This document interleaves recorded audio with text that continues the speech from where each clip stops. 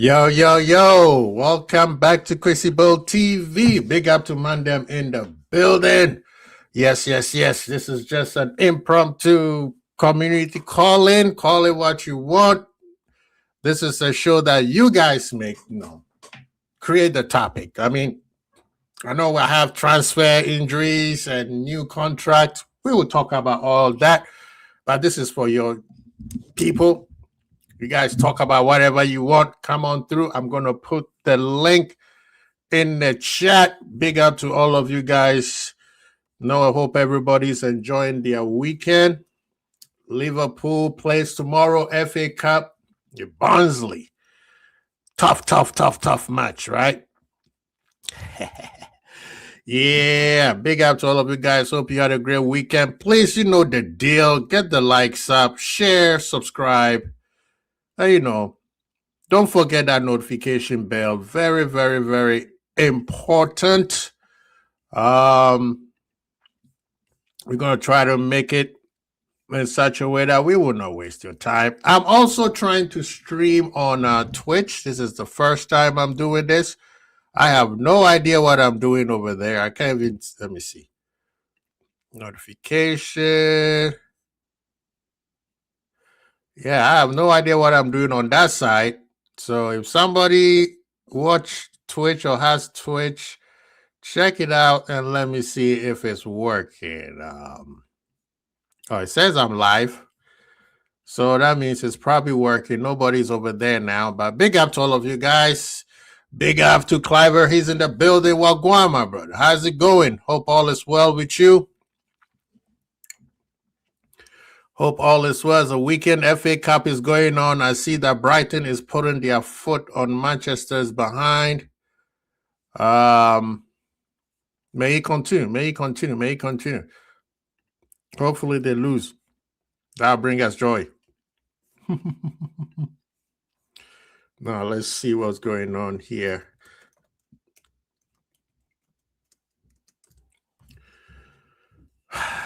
No search. I have no.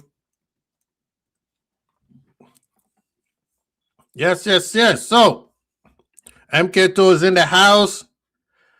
Link to Twitch. I have no idea, bro. You may have to go to Twitch and then find me and let me know if it's working because I have no clue what I'm doing. It's just a try period on that side. Eventually, I just woke up this morning and I'm like, yo, I'm going to try. Let's see what's going over there. You know what I mean? It says I'm live. Let me see if I can find you my link.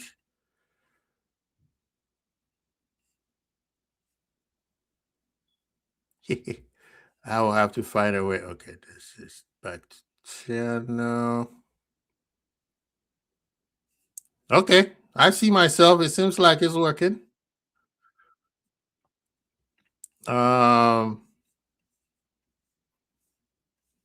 Okay, I see you, Emiketo. Big up yourself.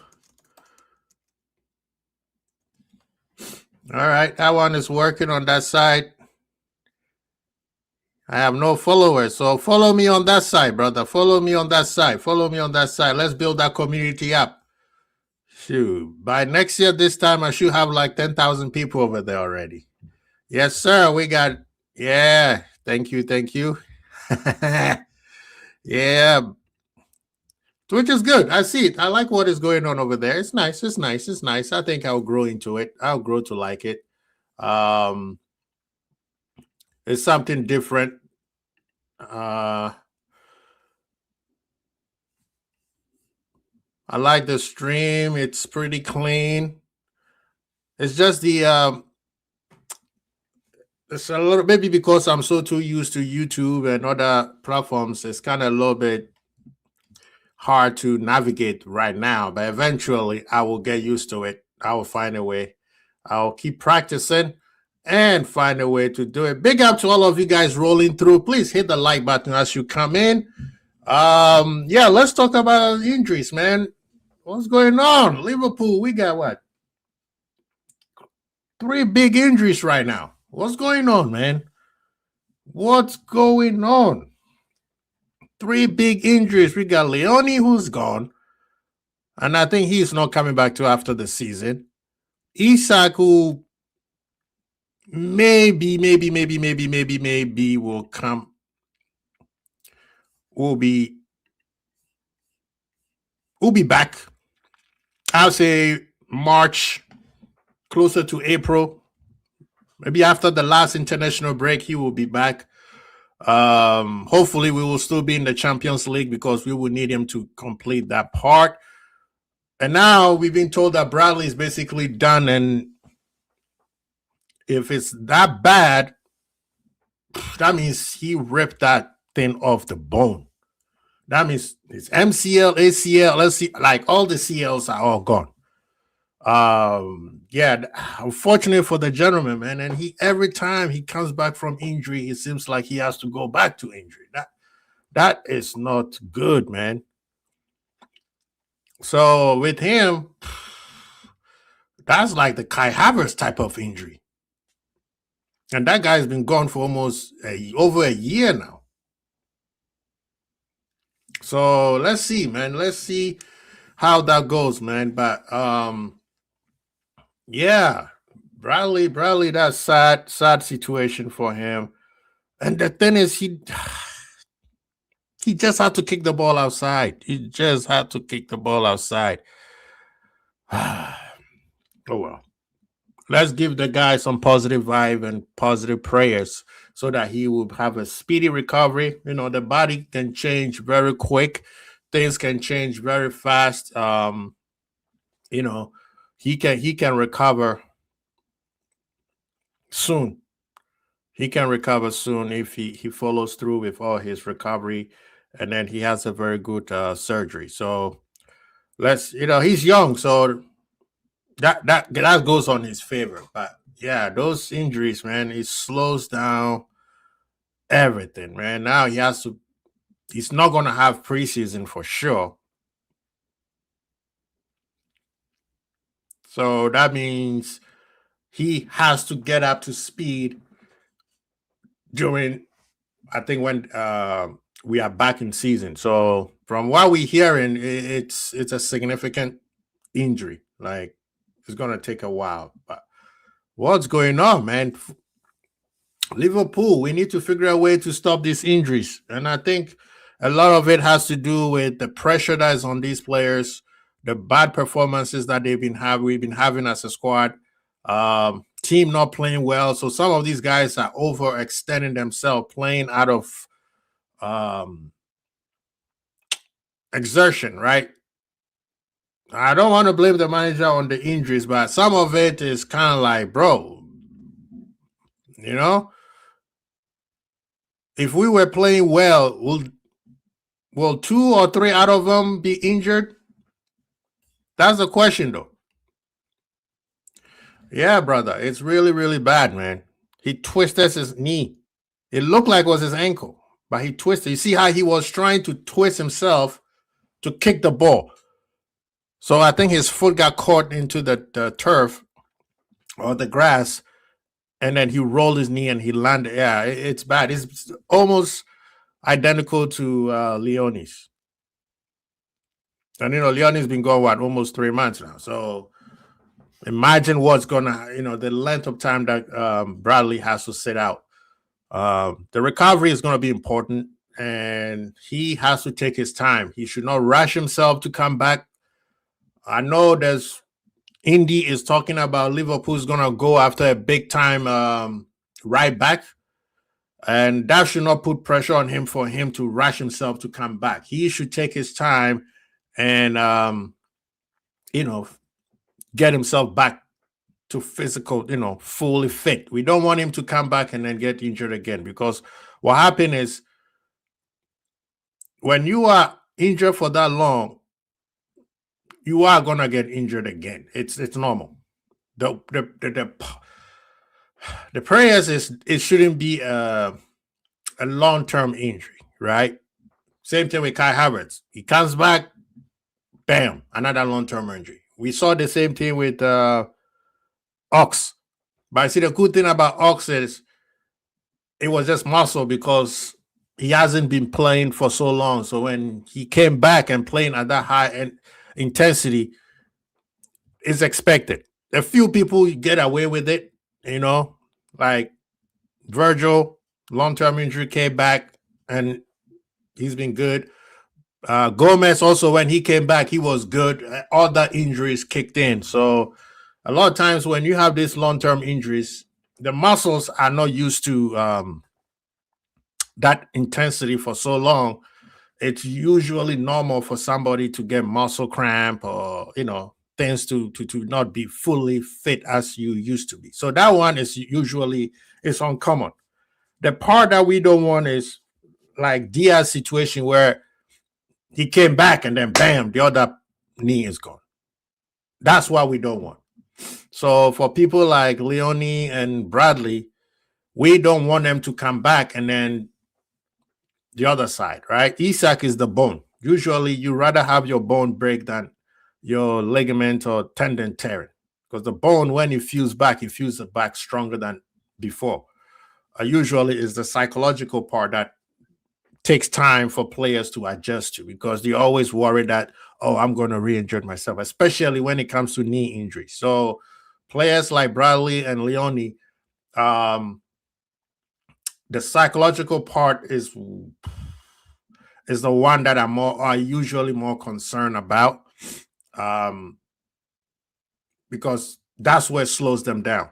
And for some people it takes a year, some people it takes 18 months to just get back to that.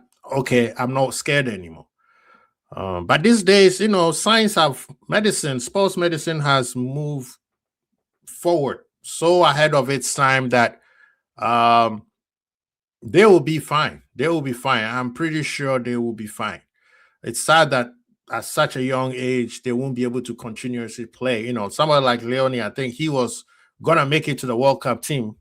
Italy has one more or two more games to play to qualify. So for Leone, I was expecting him to be in the World Cup team. This kid is very, very good. He is very, very good. And my frustration with the manager on that side is when you saw Virgil and Konate not playing well, you should have given this young kid some playing time instead of waiting till that match against Southampton. Not saying that's your fault that he got injured. I'm just saying the kid should have been getting some Premier League games to get him ready. For him to recognize the physicality that he's going to be competing against. And this manager always do things backwards. The same for me. It seems to me like he doesn't like the youth. He doesn't play too much of the youth. We need some of these youth to play more games, because if they don't, how are they going to learn? We were told that we're not going to get Semenyo because we don't want to block the pathway for Rio. And Rio has played, 30 minutes? And this guy is bragging about he has played the most minutes for any 17-year-old. Bigger, my brother is in the building. Well, go on, man. Thank you, man. I appreciate you, brother. Love is love, man. Any little bit, it's appreciated, man. Thank you. Hope you're doing well. Hope the fam is doing well, man. Big up yourself. So this youth, man, sad that we've seen too much youth to getting injuries, especially on the Liverpool side, man. And then we have our striker.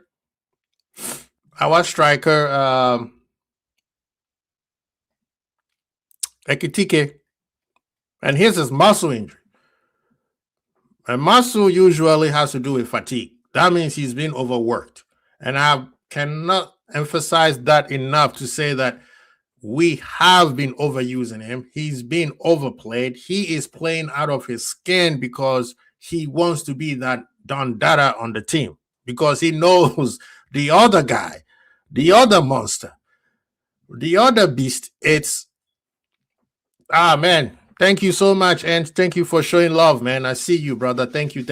Appreciate you. The other beast, it won't take him long. All we have to figure out is a way to put the food on his plate for him. And then him, it's like, drinking water. You saw how he scored against West Ham. You saw how he scored against Spurs. And then unfortunately, that idiot injured him. So this guy is playing to the point where he's like, I do not want to sit down. I don't want to be on the bench because he knows if it become between him and the other guy is always going to be the preferable player. He is the main guy. So my question is, if that's the case, why is the manager not playing to Ekitike's strength? Put the ball on the platform. Can you sad to see him not playing against Arsenal? Because the way we played fits perfectly for him if he was in the playing against Arsenal. If he was playing against Arsenal, this would have been the perfect match for him. But we have him out here running marathons, running all over the place, playing all these positions. And even when he's at the right place, we can't even give him the ball. It's like nobody knows how to pass. So hence the reason why he cramps up. And this, I believe this was the first match that he played 90 minutes. And after that, gone. Usually he's what, at 60, 65, maybe 70. He's been there long enough to be able to play a couple 90 minutes. So what's going on there? Now, that one I have to ask, I question the manager. On that part, I have to question the manager. Why is Ekitike has been on the squad since day one? He was in preseason. Why has he not been able to play 90-minute games? If he was able to play 90-minute games, we won't be rushing Isak in, because a lot of people have said we rush Isak back way too fast. The reason why we rush him back way too fast is because Ekitike could not play 90 minutes. If Ekitike could play 90 minutes, Isak would have been getting 10 minutes, 15 minutes, odd matches here to get him ready, especially the way Newcastle played him, you know? So that is the question for me. That is the question.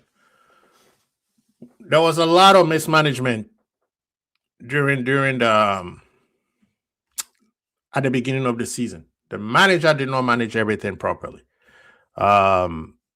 It makes no sense that we have two top strikers and we cannot put the ball in the back of the net. Now, defensive wise, we have been doing better. We got a couple clean sheets against some very, very tough opponents, right? I'm not going to add Madrid as yes, it is a tough opponent, but those were in between games that we were not playing well. It seems like the players were choosing when they're going to show up. I'm going to start with when we played against Inter. That was a very good defensive performance. We end up winning the game. And then after that, I have maybe two okay performance. Oh my Lord. Bayern is putting their foot on somebody's behind, man. That's crazy. I thought that match was going to be a draw, but apparently not. They came, and it was a halftime, it was 1-1. So you're telling me they scored 7 goals in one half? That is bananas, man. That is bananas. Crazy, crazy, crazy, crazy, crazy. How are we doing on the Twitch side? Yeah, man, people. Don't forget to subscribe if you haven't, man. Sub, like, share. You know the deal. And people who want to come on, please come on in. This is your show. This is not my show. I'm not supposed to be talking right now. I'm just here supposed to be listening to you guys. I'm not supposed to be talking. So people in the building, if you want to come through, come on through. Let's discuss this Liverpool situation that's going on. Tomorrow, of course, we have Barnsley, and I'm expecting a lot of the youth to play. There will be some mixtures of the academy players. I know we just got 2 new kids, or 1, and I think one of them might get an opportunity to show his stuff. There's also a big case of Diomande from RB Leipzig, who has basically said he wants to play for Liverpool.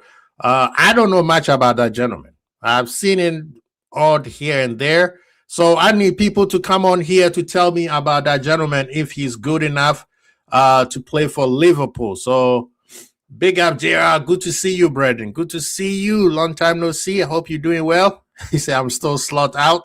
Brother, that hasn't changed, brother. That hasn't changed. It's going to be like that until, shoot, even if we right now, I'm starting to even change my mind of even if we win a major, if I'll keep him. You know what I mean? So that one hasn't changed. But, however, we still have to give some credit when they do something nice. You know what I mean? Defensively, they did very well against Arsenal. As a team, they played very, very, very well. That one you can't deny them that. But going forward, we were trash. What was that? The person who annoyed me the most was Szoboszlai. I'm like, brother, why are you slowing the game down when you're in the final third?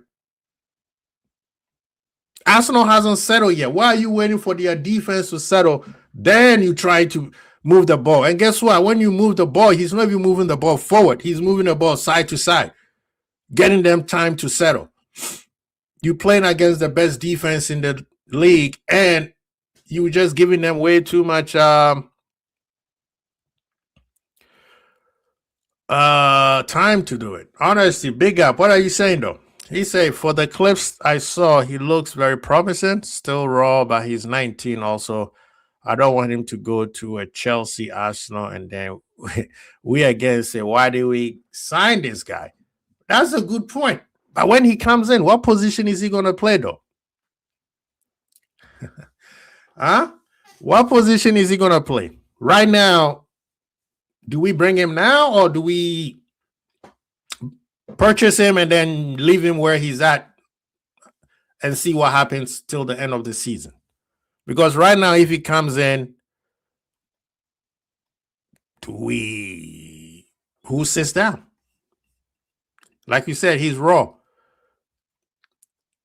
If he's raw, then that means he's not ready yet. Manchester United 1, Brighton 2. They beat him at Old Trafford.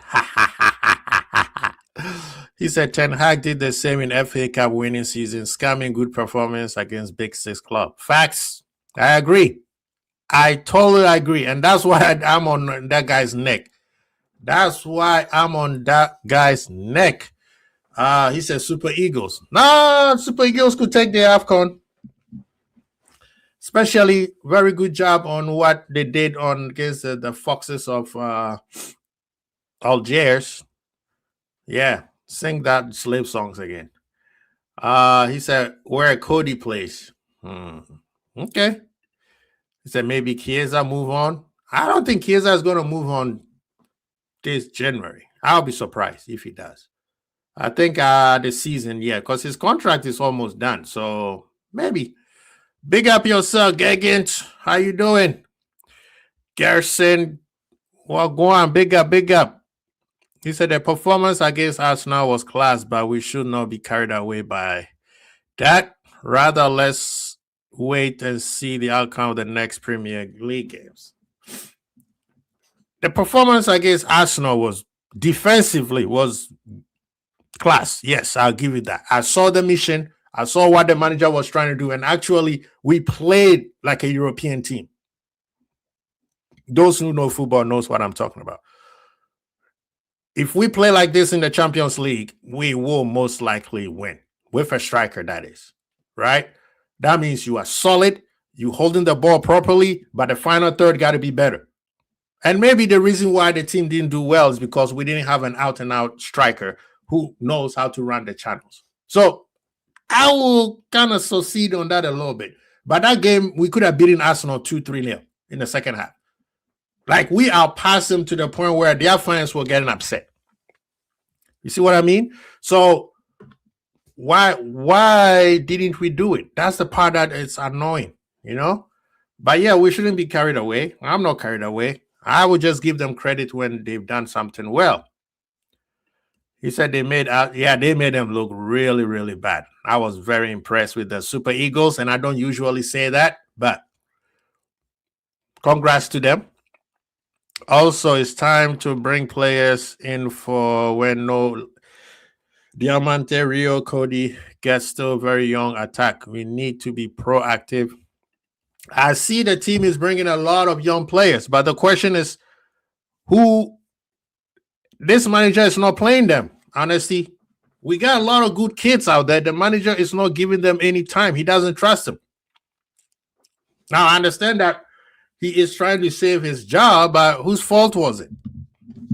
Maybe if he had started putting them and have them build some confidence, and they could be playing much better, giving some of these senior players some rest. Because right now it's gonna be really, really hard to see where Rio and what's his name, Young Trey, is gonna have a chance to play, because this is the tough part of the season. This is grown-up business right now. People are trying to go to the World Cup. So when he said we don't want to block the path through for Rio, are you trying to say you're going to win the FA Cup? So that will be the match that will be all the matches that he's going to play, or what? It's not making sense to me. Right now is the meat and potatoes of everything right now. When is Rio going to play? When is Trey going to have a chance to play? We're talking about this kid, Diomande. Where is he going to play? He's not choosing Diomande over Gakpo. You saw the performance that Gakpo did against Arsenal. Forward, yeah, he was doo-doo. But when it came to defensive and the hard work, making sure that nobody was left behind, Gakpo was on it. Even McAllister, defensively. So I'm trying to figure out at what point is he going to find matches for these kids. Now, we beat Barnsley tomorrow, and we get an EPL team. Who's playing? JR is saying, I said, again, Slot give us UCL and top 4. He can stay one more season. I mean, that's what I said. But, brother, every single game, I'm finding it very hard to stick to that that comment that I made. Because, yeah, next season, I do not want to see us play like this.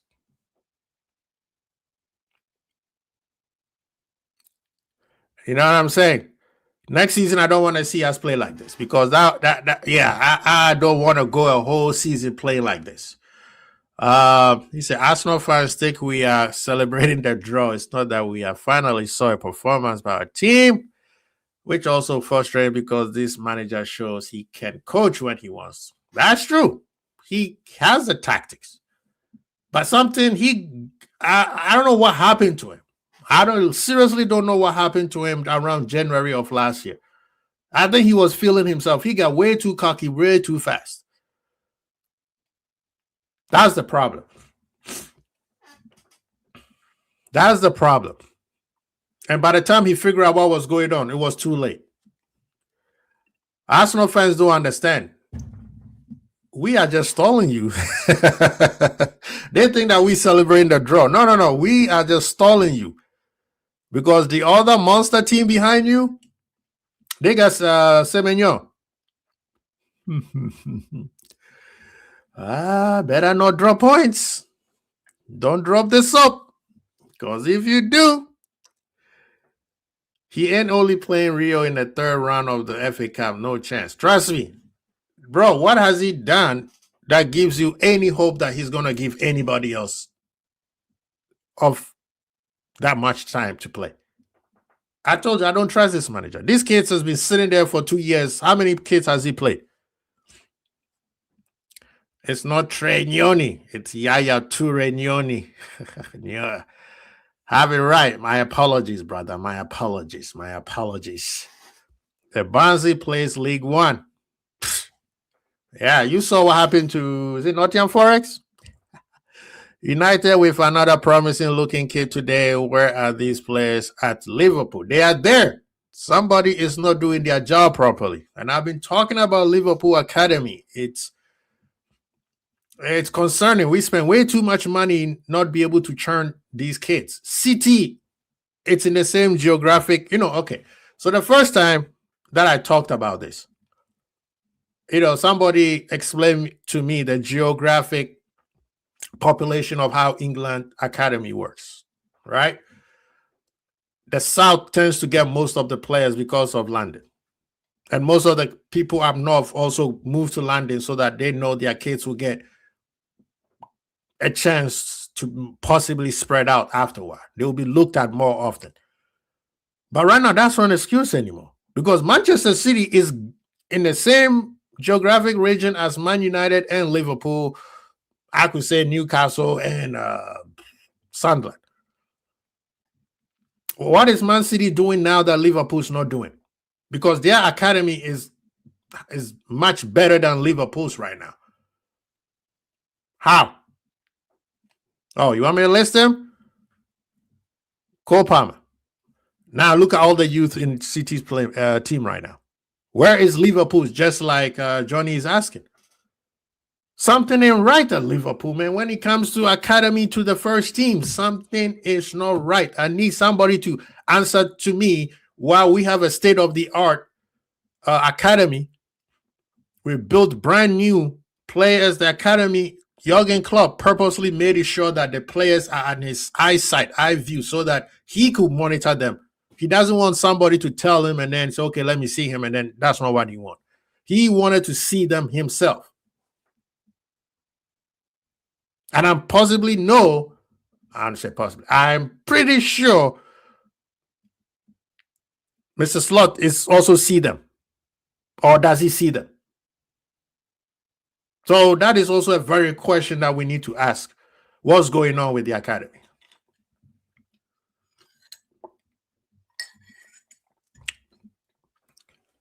That's a question we need to ask. We are like, it's like every 8 years we pull up a trend.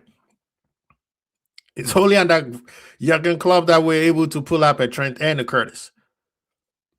Everybody else fell for the wayside. So those are questions we need to ask. That makes no sense. Palace lost to a non-league team, but we can laugh because LFC can win from Madrid and lose to Wrexham. Facts. I was laughing because as soon as you said Real Madrid, I knew exactly where it's going. Off topic, have you seen the love I Show Speed is getting Africa? People in America are surprised how. Brother? No, big up to that brother, man. Big up to I Show Speed. Keep doing what you're doing, young king. You are breaking down a lot of stereotype and you are exposing a lot of things. And keep doing what you did. And I hope that the continent keeps supporting you because this guy has rewritten the entire history books of centuries of colonial propaganda. And I'll leave it at that. So big up to I Show Speed and big up to the continent for coming to show him love. We have our club legend sending his kids to Man City youth. Exactly. That makes no sense to me. I mean, I'm not going to make a big fuss about it because usually, what's the name? David Beckham kids were playing in Chelsea and Arsenal. So it happens. But come on now.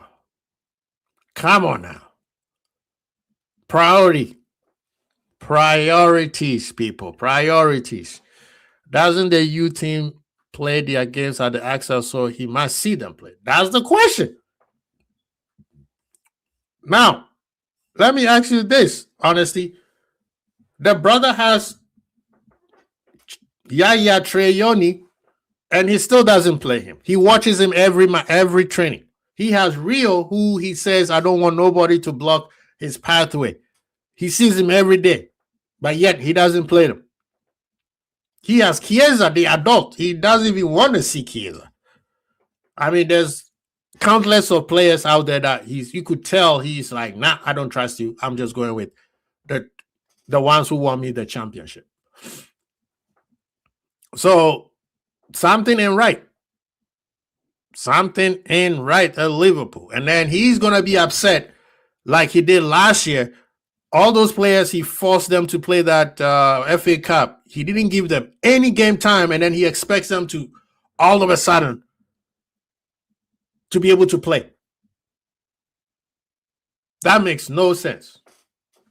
That makes no sense for me. So the manager needs to be accountable for this one. You telling me that there's no good enough kids playing at Liverpool right now? That's crazy. That is crazy.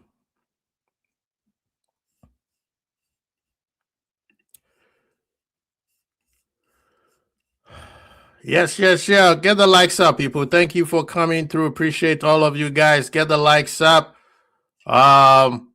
The link is still, if y'all want to come in and talk, man, come on through and talk. Don't let me be the only one talking. It's a call-in show today. So come on in and talk. I'm out here just shooting the breeze. It's a call-in show, so come on through. This will probably be the first call-in show that nobody shows up. What is honest, he said? He said the only answer Slot got his favorite and he's biased towards them. Even though I rate Cody, but that doesn't mean he can. I mean, I agree with you. I rate Cody because Cody brings hard work to the team. You know what I mean? He brings hard work to the team. So why can't you play another person? How can we know how good Rio and Yaya is if they don't get 4 minutes? That's the question. That's the question I've been asking everybody. If you don't play them and give them some few minutes, how are they going to be able to play? And then you're going to throw them against Barnsley. They're not going to play well. And then he's going to be sick. That's why I don't play them. That is very, very annoying. That is very, very annoying. And that is his fault.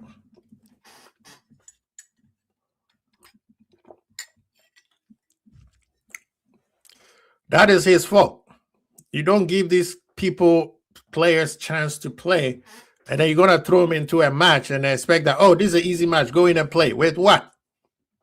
Everybody knows football is a match, is a sport of consistency.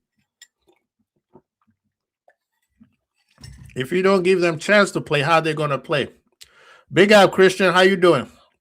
He said his Slot is ruining our club. Come on in and talk about it, man. Don't be in the chat. Come on in and talk about it, Christian. We knew about Lamine because he got minutes to play some for Trent. Exactly. That's what I've been saying. Trent played a position that he never played before.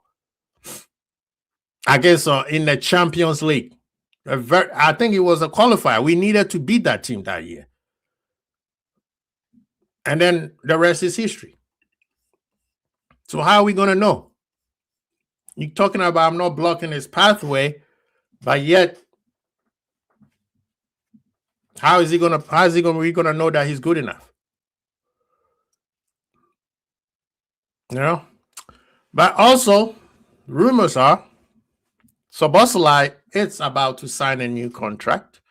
He has turned down Bayern Munich and Real Madrid. Good news on that. I don't think he's going anywhere. I think he's going to stay. Future Liverpool captain for me. Szoboszlai still has a few things to work on. His final third, man. I don't know why when he's at Liverpool, his final third doesn't play well with his final third. But then when he goes to international break, he's a different monster. What's going on, Dom? You bring energy, you play well.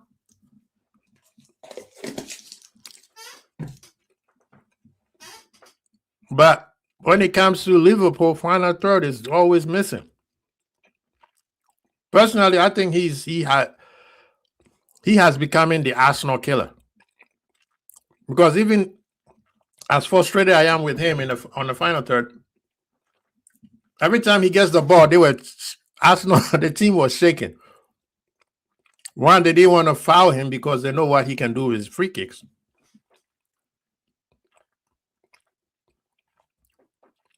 So, yep, that was the match I'm talking about. And guess who was the manager for Hoffenheim?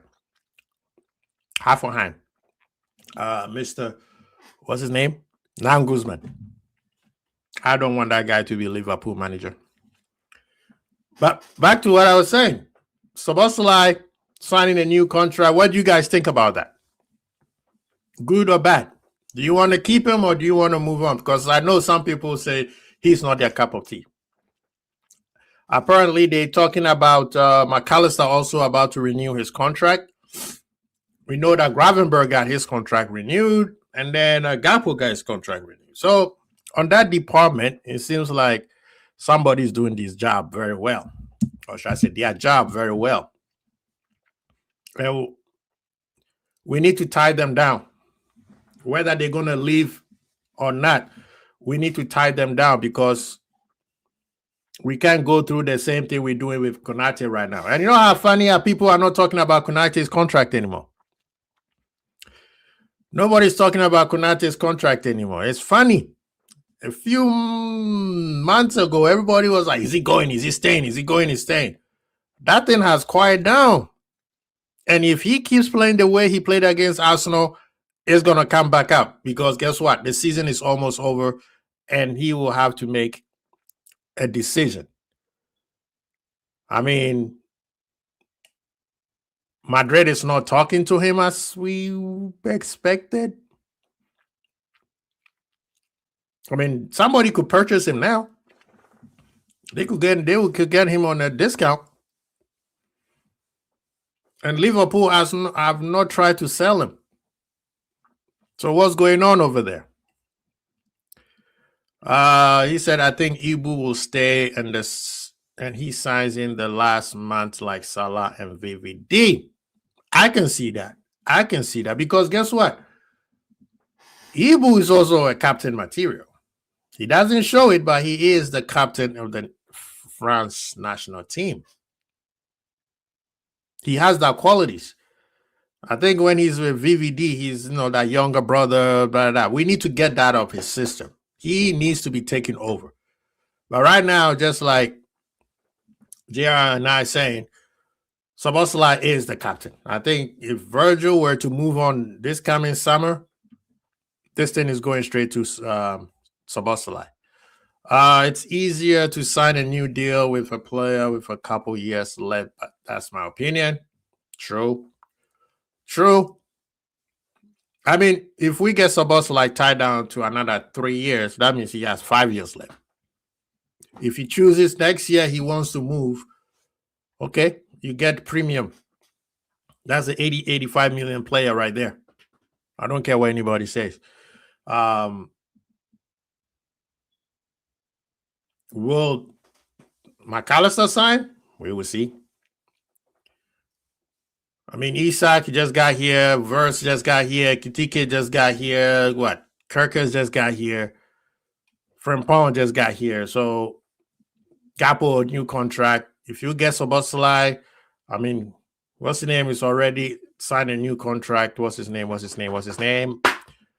Gravenberch. You know what I mean? So that means right now we are looking pretty good so far.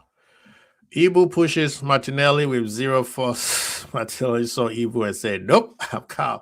Of course. They know him. But see, the good thing about Ibu, one of the things that Ibu also starting to play well is he doesn't have to babysit anybody anymore. Right? He doesn't have to babysit anybody anymore. So he's cool, calm, and collected. When it comes to one-on-one, you can't beat him. And that is, that physicality, that's his style of defending. He doesn't like the ball being in spaces. He's cool, calm. That's why Gyökeres couldn't do anything. Even, what's his name? Haaland. If he goes to physical, one-on-one, you're not going through Ibu.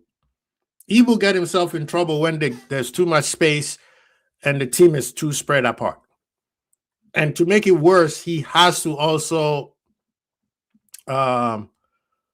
what should I say? He also has to like quote unquote babysit his teammates because they are out of position and he has to cover 2 or 3 positions. Now that we have Frimpong on the right, where Frimpong drops back quick, Ibu is cool, calm, and collected because he knows Bradley is covered. You know what I mean?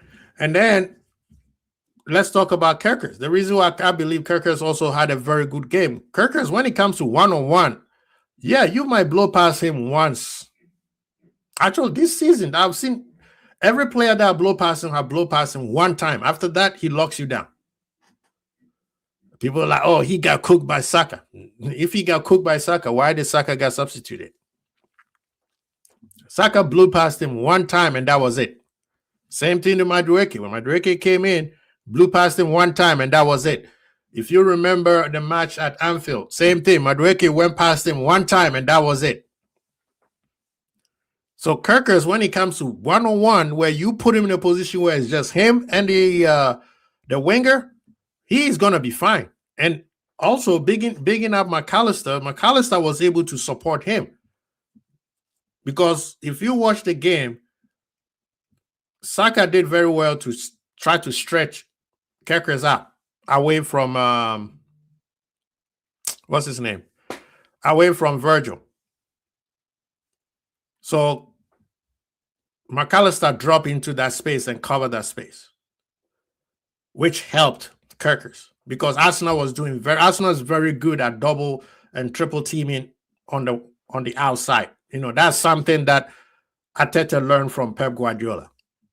And he has, you know, what's the name? Saka, Odegaard, and sometimes it's Marino or Gyökeres or even a Timber. They create a very, very good triangle, and they causes a lot of problems for the fullbacks.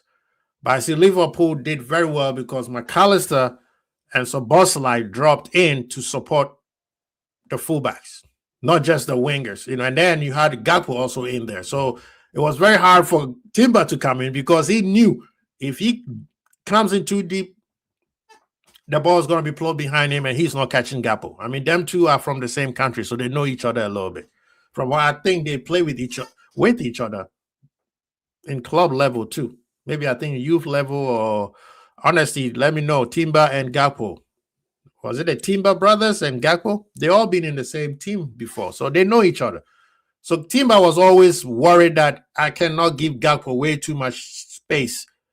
Because as fast as Timber is, he's not catching up when Gakpo takes off. So the team was very well set up, and they followed the instructions of the manager. And that is one of the reasons why I believe that we did so well defensively. And when we held the ball, especially in the second half, the passes was beautiful.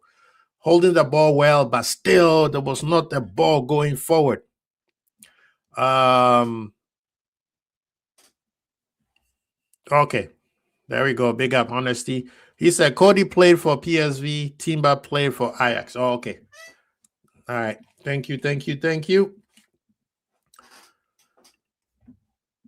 Yeah, so the ball going forward. And then Wirtz was a non-factor most of the time of the game, but he did very well cutting off the passes and made it uncomfortable for the defenders to be passing the ball around. He ran his socks off. We have to pick up. Yeah, he didn't do anything offensively, but remember, defense starts from the attack, and he did very well on that. So we have to big him up. Big up to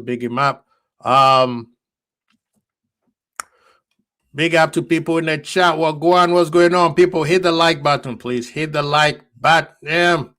Get the likes up. And if you don't know, we on Twitch right now. So please go. If you're on Twitch, subscribe to our channel. I'm learning.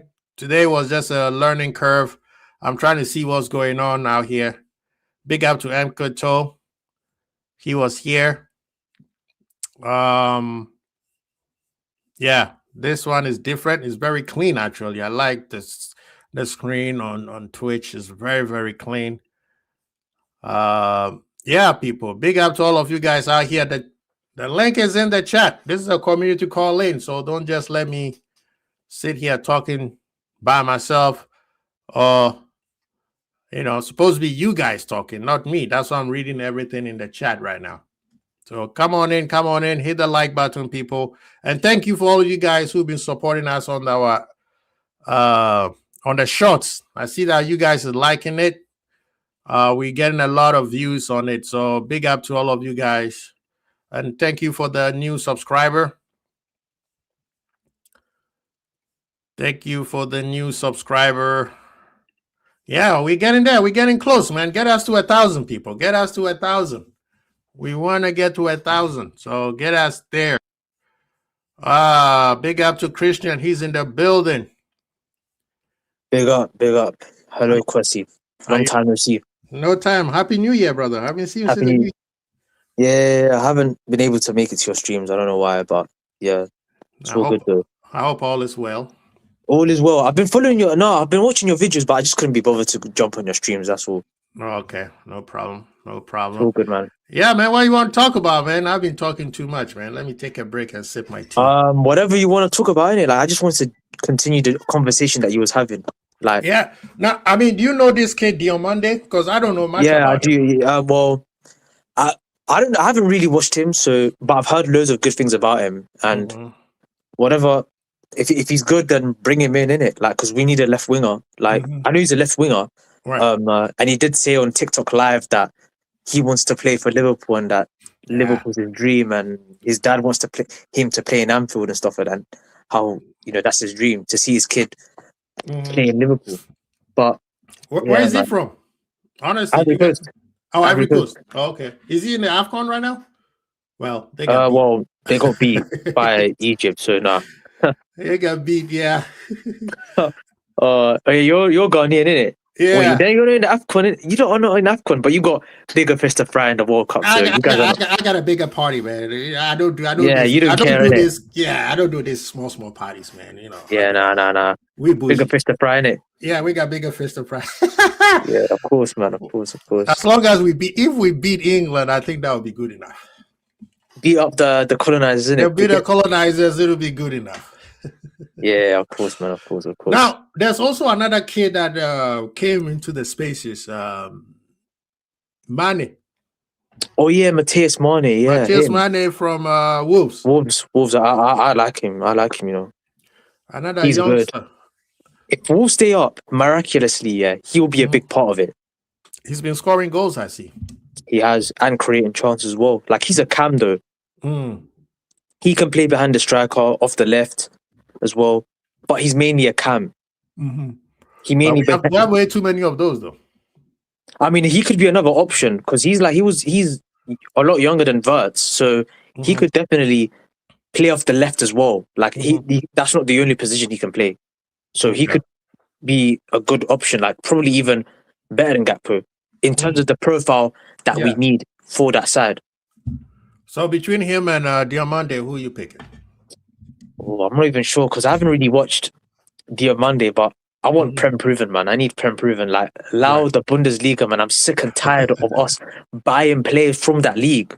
Yeah. Like, buy from South America or something like that. Or France for once. Yeah. Like, buy from there. That's a great league to buy players from. They transition well into the Premier League very well. True. All we do is buy players from Germany or Holland. That's it. Well, our managers, where did they came from? Germany and Holland, but it seems like it's been a trend for like a while though.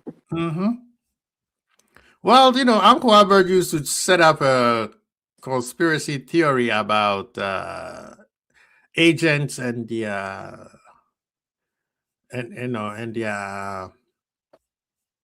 their players, where they want them to go to certain teams, because, like, remember when Ronaldo was at Man U, his agent used to bring all of his players to Man U. So sometimes some people say the same thing happens. Club, when a manager and an agent are very cool, they tend to bring most of those players from one agent, and it's easy to work with them because you have an understanding. Yeah, that does make sense, but that's not always a good idea though. No, it's not. I don't know if it's true or not, but I'm just saying I don't like that type of. Same. West Yeah. Ham do it a lot. West Ham actually do it a lot under Sullivan. Like he always does those sort of deals where they can get players on the cheap because they know the agent, and that agent is also has another player under their, as their clients as well. So and now they're suffering. Like, look at them now. So yeah, we should avoid that. Like our squad planning, like I just wanted to say, yeah, like our squad, we need to talk about how poorly this squad has been planned. Like we need to talk about it because that summer that we had, I know the euphoria of like buying Verts, buying Isak, buying Ekatike.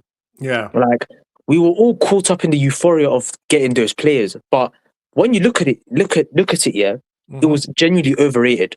Yeah. Because we would not have gotten to that stage where we bought hundreds of millions, 400 million worth pound of players, had we have just done investments into the squad, like marginally over the years. Do you get what I'm saying? Yeah. This gross negligence needs to stop. Now I'll tell you this: the manager or whoever planned for the preseason, they were poorly prepared. Hughes and Edwards need to go, man. Like, I'm sorry, like these man, Slot, Hughes, Edwards, they all need to fuck off. You can't. Now Edwards ain't going nowhere because this is his team. Well, FSG have to say something about this because they're co-signing these poor performances. They're the ones co-signing it. That is the question because this, and big up to Carl. I see you in the building. Yo, big up. The reason why I'm patient with Edwards and Hughes right now and have like a little bit of grace is because we cannot just bring it. Okay, the question is, who do you want right now? There's many positions that we actually not the position. Manager wise. Yeah. Well, we can't get one now, so get an interim. That's the thing. Who do you bring in as an interim? Stephen G. A lot of you guys don't want Stevie G. No, not Stevie G. Like Liverpool have a reputation to protect. They're not gonna destroy their reputation by hiring Steven Gerrard. Like no way. Like especially with the people that he's connected with. No way. But I'd go. It could be anyone. It doesn't have to be someone. It doesn't have to be a star. It could be anyone. Literally anyone. No, it cannot be anyone. It cannot be anyone because that's the thing. Interim, yes. For an interim, yes, it can be. No, it cannot be because that person needs to do better than the manager is better than Slot. Yeah. That's not how it works. Carl, you don't know how it works. That's not how interims work. Interims don't have to be better than the manager. But how are you going to bring somebody else? Of our current situation. Yeah, that's the thing, Christian. We are fourth. We are fourth. You bring somebody else down and he goes to seventh. No. Yeah, do you think we'll get fourth, though? Do you think we'll get fourth? I think we'll get fourth. Yes. I think we get fourth. Yes. I think we get fourth. Come on.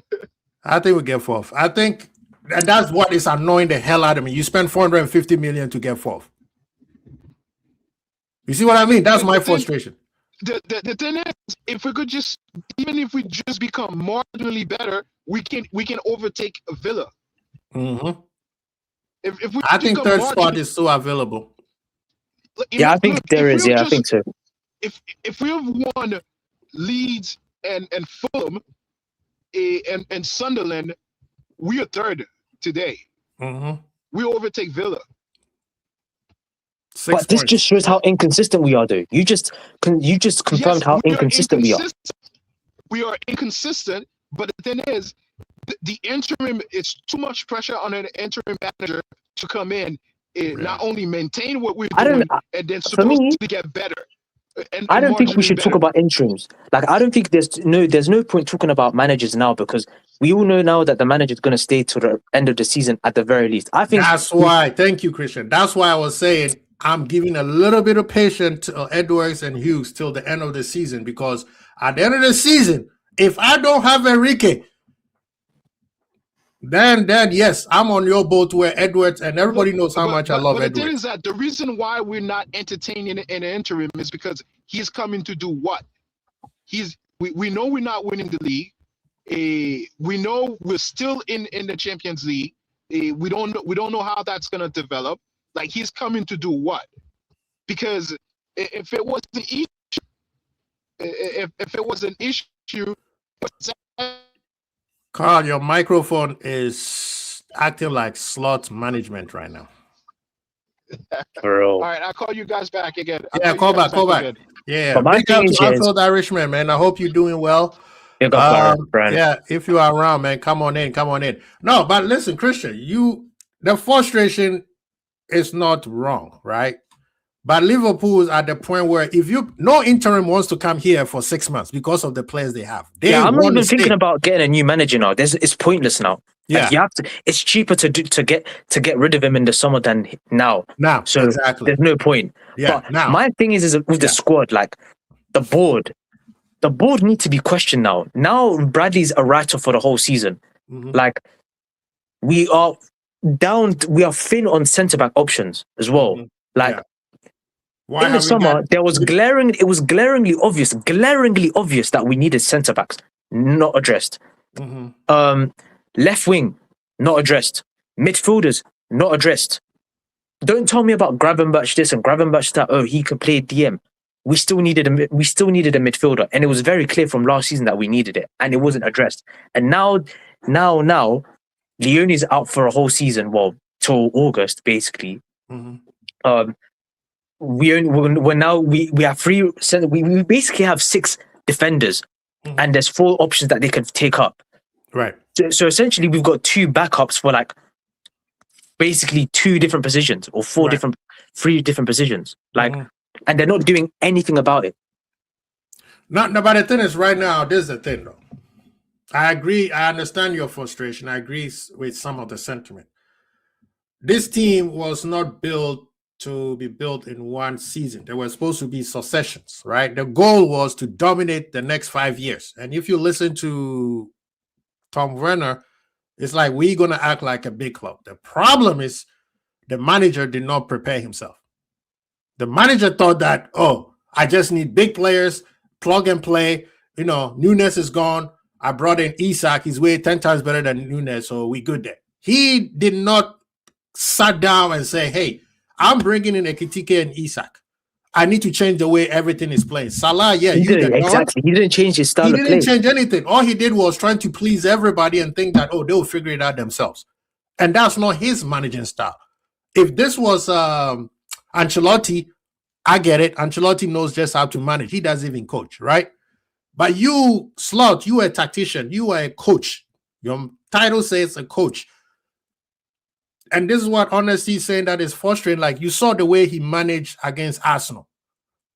Why can't he continue? Is he going to continue that? Exactly. That's the question. Exactly. Is he going to continue doing it, like playing like that, where we're defensively solid, we're pragmatic, we're able to defend set pieces? Possession-wise, we look solid. Okay, cool. We didn't create chances, clear-cut chances, but we didn't have a striker, so there's no outlet, so it's kind of difficult to score. But the way we defended is something that we should definitely continue. And the big question is he going to continue it? Well, and from past experiences, he's doesn't. never been able to do it. Exactly. He does something right and then goes back to his default settings. Now, Hassan Bones is asking, how did he not prepare himself? Hassan Bones, I will ask you the same question. Do Liverpool look like a 450 million summer spending look like they are prepared for the season? Does it look like he's playing at anybody's strength? No, we are not prepared because this team is way better than any other team in England. So you spend 450 million to become 4th. Is that what you're telling me? To lose what, 6-7 games on the bounce? But this is why I blame the board, though, because why didn't you not replace Diaz? Why didn't you not replace Kwanzaa? Don't tell me about Leone. I don't care. Leone is not a replacement for Kwanzaa. Kwanzaa is a 22-year-old, senior centre back. Right. Why did he not get replaced by another 22-year-old? For example, Leone is very good. The problem is he is, but can you really rely on him to be your 4th choice centre back? Yeah, Gomez unreliable. Konate and then contracts like. No, I get what you're saying. You wanted like for like. But this is the thing. Sometimes age is, if a kid is good enough, age is not an issue. The manager knew Leone was very good. Why did you wait till Southampton to play him when Konate and Virgil was having a tough time? You could have, even Virgil, you could have said, Virgil, let's give you a break, right? Let's give you a break. 65, 70 minutes, let Leone come in. Konate, halftime, let's get Bray Leone in. And then you embed the kid in. The kid played one game. Yeah, it was Southampton championship team. But he showed qualities that he was ready. How many games before Leone played? Do you remember? None. That was his first game. That was his first game. He had ample opportunity to learn. And the manager did not give. To build up his fitness. Yeah, exactly. Exactly. You see what I mean? The team, Edwards and Hughes built a team for this guy. All he had to do was prepare properly, come up with a proper option, and stop acting like he was just going to show up and he was acting like Arteta at the beginning of the season. No respect to any other team. Oh, we're just going to show up and just punch you in the mouth. And guess what? We're the one who are getting sucked up. People talking about these holier than thou fans don't want to speak. No, that's an embarrassing. Like, yeah, even if you take the money out, you got Isak at Liverpool, and people want Isak to run around like Nunes. You know how embarrassing that is when I heard some people say that? Ekitike, the flavor of the month. Why is Ekitike running like a donkey? Put the ball on his plate with all this energy that he has. All he has to do is ball him and the goalkeeper or him and the defense. What kind of danger? What kind of what do you call it? What kind of damage do you think he would have been doing? But he has to come get the ball from left back and try to run all the way to the attack. Most of the goals he scored was just him, sheer. It has nothing to do with the manager's tactics. It's the personnel, in my opinion. I think, to be fair, though, I do think that whilst a lot of the season being disastrous is mainly on Slot and his tactics, I still do think that the players that we have in our midfield is partly, like, you know how we say how we play so sluggish in possession, we're so slow on the ball. I think that our midfielders are a big part of that. And I think that's a huge issue. And Jones and Gravenberch being in the midfield base, it's kind of causing us to. I think it's the main reason for that. I think that is also. I think that's also the instructions. The instructions go because I understand. You know, I'm on the player side. Why is Bert having to pick up the ball from his own half? Like he shouldn't be doing that. And for me, I think yes, the tactics, they may be instructions. Yes, true, but surely our midfielder should be good enough to pass the ball and feed it into Bert. That is the leadership. They're not good enough to doing that. That's the leadership in this team. And that's nothing to do even with Virgil. I'm not talking about Virgil. I'm just talking about leadership in players actually coming out with themselves and say, hey, this is not working. Let's be creative and find something else.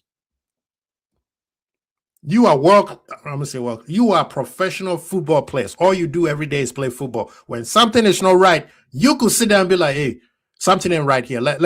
You know how they called American football, they will say the quarterback will get the play from the coach, but then when they get on the line, he sees an audible and then he changed the play because he saw that the defense are moving different. Yeah. Liverpool, we don't do that. We do the same thing that the manager or whoever has set up, and when it's not working, guess what? They keep trying. Definition of insanity. So yes, the players are part to be blamed, but the manager is also part to be blamed because after that, are you telling me, Christian? You telling me that these guys don't have a world-class stat people who watching the game and video people who are watching the game and say, hey, this is the problem, this is the problem? No, they do, but for some reason they're not. I don't know why they're not telling the coach, like, yo, like, the coach sees it. He sees it, bro. Have you listened to his press conferences? He sees it. They ask him all the time, bro. You know how much I don't like it. But this is where it goes back to the board, though. This is where it goes back to the board. Why are they co-signing this? Well, the person they want is not available. You know, Liverpool, we have this thing of we will not get our second option if first option is available. And that's the issue, man. That's the genuine issue.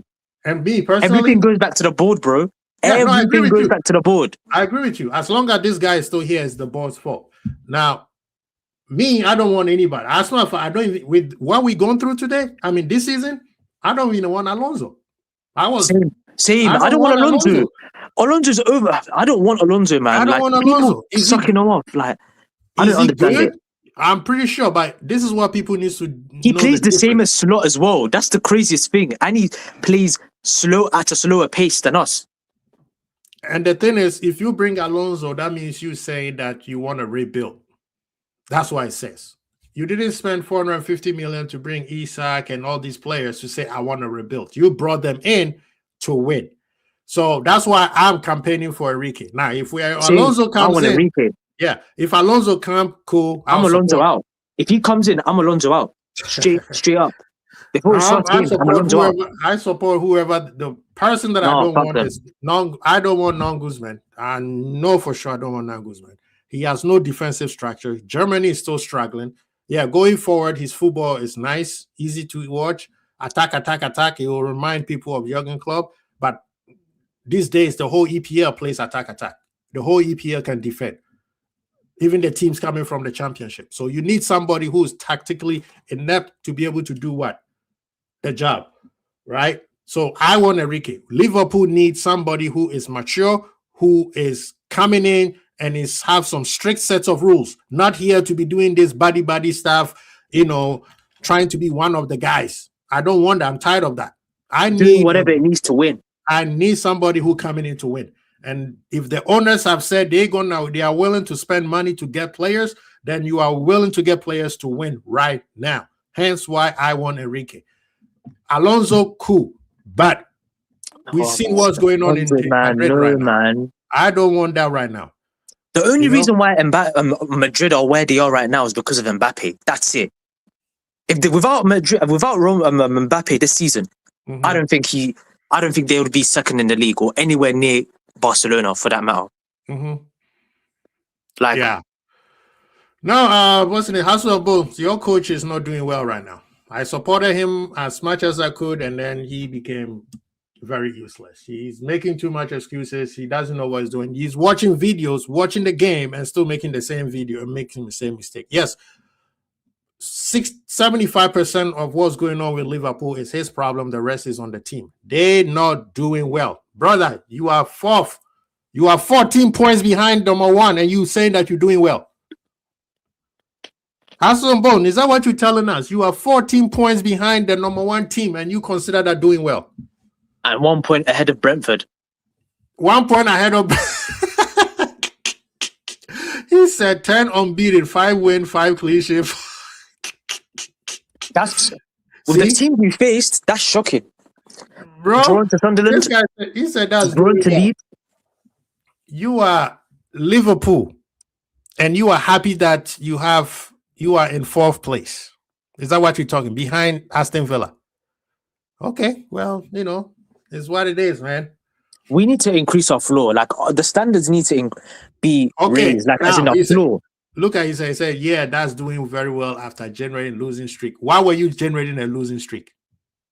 Why were you generating a losing streak? A team like Liverpool, the champions of England. Why were you generating a losing streak? He said you lost perspective. What is a perspective then? Tell me what this perspective is. We will wait. What is the perspective? Answer it. First, answer the question. Why were you generating a losing streak? And two, what is the perspective? As a Liverpool fan, as the big, bad, world-class, number one team in the world, what is the perspective as a Liverpool fan? We will put your answer in the chat when you come back. But yeah, so Christian, where is Carl? Carl and still again. I don't even know where Carl is. I don't even know where he's gone, man. He's gone to another universe, fam. He can't handle the smoke. Maybe I don't even know. That's Carl. But there's new contracts being talked about. Szoboszlai, which I think we should resign him. I'm not sure. Because you're not going to find another midfielder like him anywhere else. Otherwise, I'm tired of getting these people who goes to Madrid and think that players coming from Madrid and Barcelona are not doing well in England either. So those type of players. No, I want a player who's hungry, a player who wants to win. I don't want to be honest, I'm not even sure he signs, to be honest. Like maybe, because I was thinking like maybe he doesn't want to do the running all the time, and maybe he just wants to go to Real Madrid and that, and just from what we hear, and he turned down Real Madrid and Bayern. I hope it's true. But yeah. No, because if he leaves, I don't care. If he leaves, I couldn't give a shit. He's I think he's the preferably next captain. Yeah, he speaks like a captain, doesn't he? Yeah, like he's a next captain. If Virgil were to retire. move on, yeah, he's the one. And the fine thing is, I was saying earlier, we don't hear about Konate's contract anymore. He's gone, man. Konate is gone. I think he's gone. You heard about 18 months. He's been rejecting contract. They've been speaking to him for 18 months. He's gone. Yeah, he can F off, man. And this is the thing: the club needs to do better with the contract situations. Like, look at Berta at Arsenal. One summer. Look how many contracts he's secured. But those players are not Saka, going anywhere. Saliba. But those players, where are they going to go? Real Madrid was linked to Saliba. I'm telling you, I think that was hype.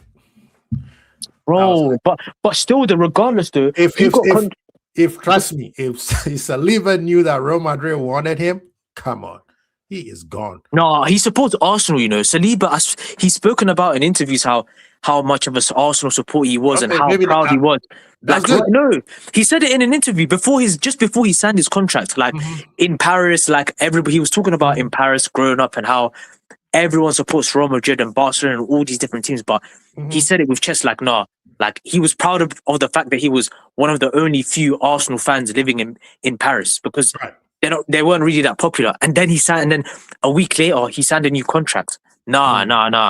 Well, nah. I mean, that's also could be true, because Virgil didn't go anywhere.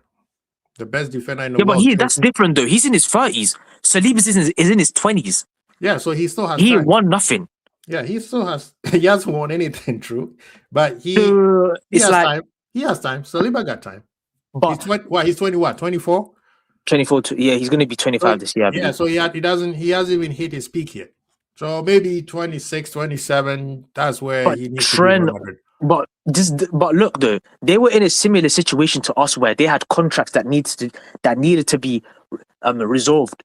Yeah, but that was not on this administration. That was on the previous administration. Yeah, this administration is trying to fix that part of the problem of the previous one, right? Same with Arsenal, though. With Arsenal.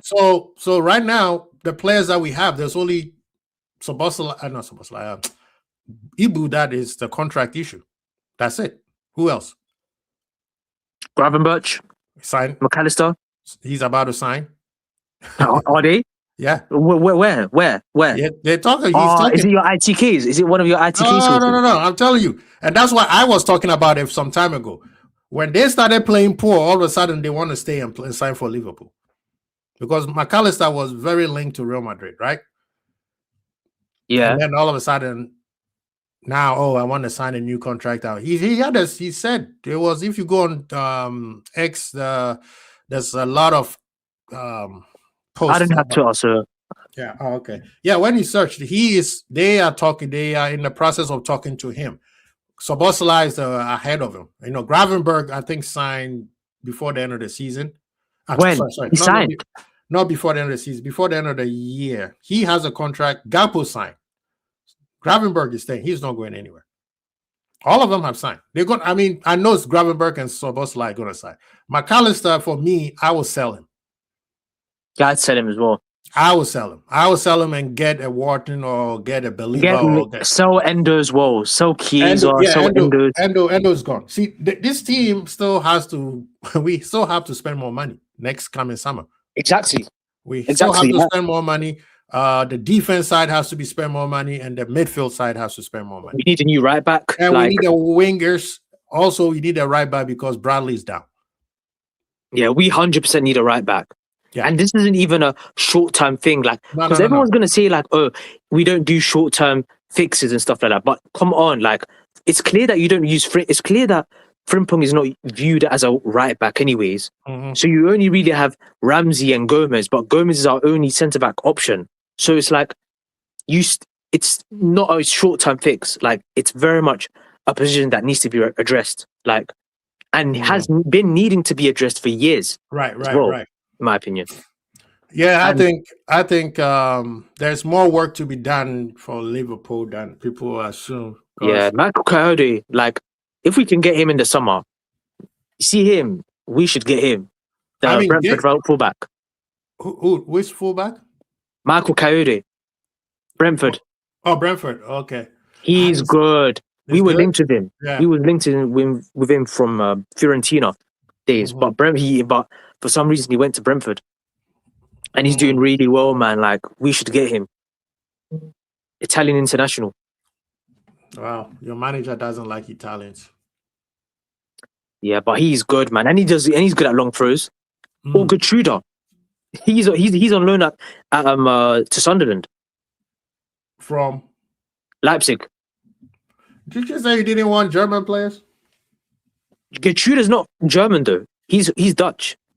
But he's a Yeah. player that I like. He's a player that I like. Like he could cover various positions all across the back four, even plays in midfield as well. DM. Okay. Those are two options. So, like for me, right back, these fullback situations, like I don't think you need to buy stars. They could be unknown, but if they're quality and the data is very favorable for us, like for the player and how it would benefit us going forward, Yeah. buy him. I don't care. No, I agree. I mean, I'm not player FC. You have to get a brand name player. No. We need to get somebody who is very, very, very good. He said Gay. He's the one. I think he joins us in the summer. I think he's gonna come in the summer. Yeah, same. I actually think so now. The more I think of it now, I think he definitely joins us. Like I don't think he'll see. Yeah, unless Liverpool changes their mind, but he's coming in the summer. But even with him, we need another one. Yeah, I think we need 4 in the next 2 years. We need another. I mean, if Virgil moved, well, 2 is not enough. We need 4. Eventually, in the next 2 years, it's probably going to be a brand new minimum. Gomez is gone, Konate is gone, Virgil is gone. Yeah, say I agree. If Virgil is going to be gone, I mean, his contract ends in 18 months anyway. So that means by the second year, you need to bring in at least another solid one. This time, I know they brought that new kid in, but he is not ready. Those are under 21, like under 17, under 21. What's it called? Centre backs. They're not going to be used for the first team. But we definitely need to buy a centre back and a right back, or a hybrid of a right back / centre back. Yeah, I mean Bastoni. I'm not a big fan, but I'm not a big fan. No. Stay clear from him. Stay clear I'm from not him. a big fan, but Jackie. I don't know if they will want to bring him. France, like we should go to France to see. They have a good centre backs, like low key ones as well. Like you can get from dirt cheap, like Jacquet from I think Stade Rennais, or I think Stade Rennais he plays for. We should get him. Or there's other centre backs like that are low key that we could get on a cheap if we had very good scouts. I think for centre back, you have to bring somebody you need somebody who's experienced in the Premier League. And then you need to bring who can you get that's quality that aren't gonna pay they're not gonna make you pay silly prices like you're gonna pay like 70 million or something like that. Yeah, you're gonna pay because they know that especially with Liverpool, they know that Virgil is coming to the end of his career, so you have to spend money for at least one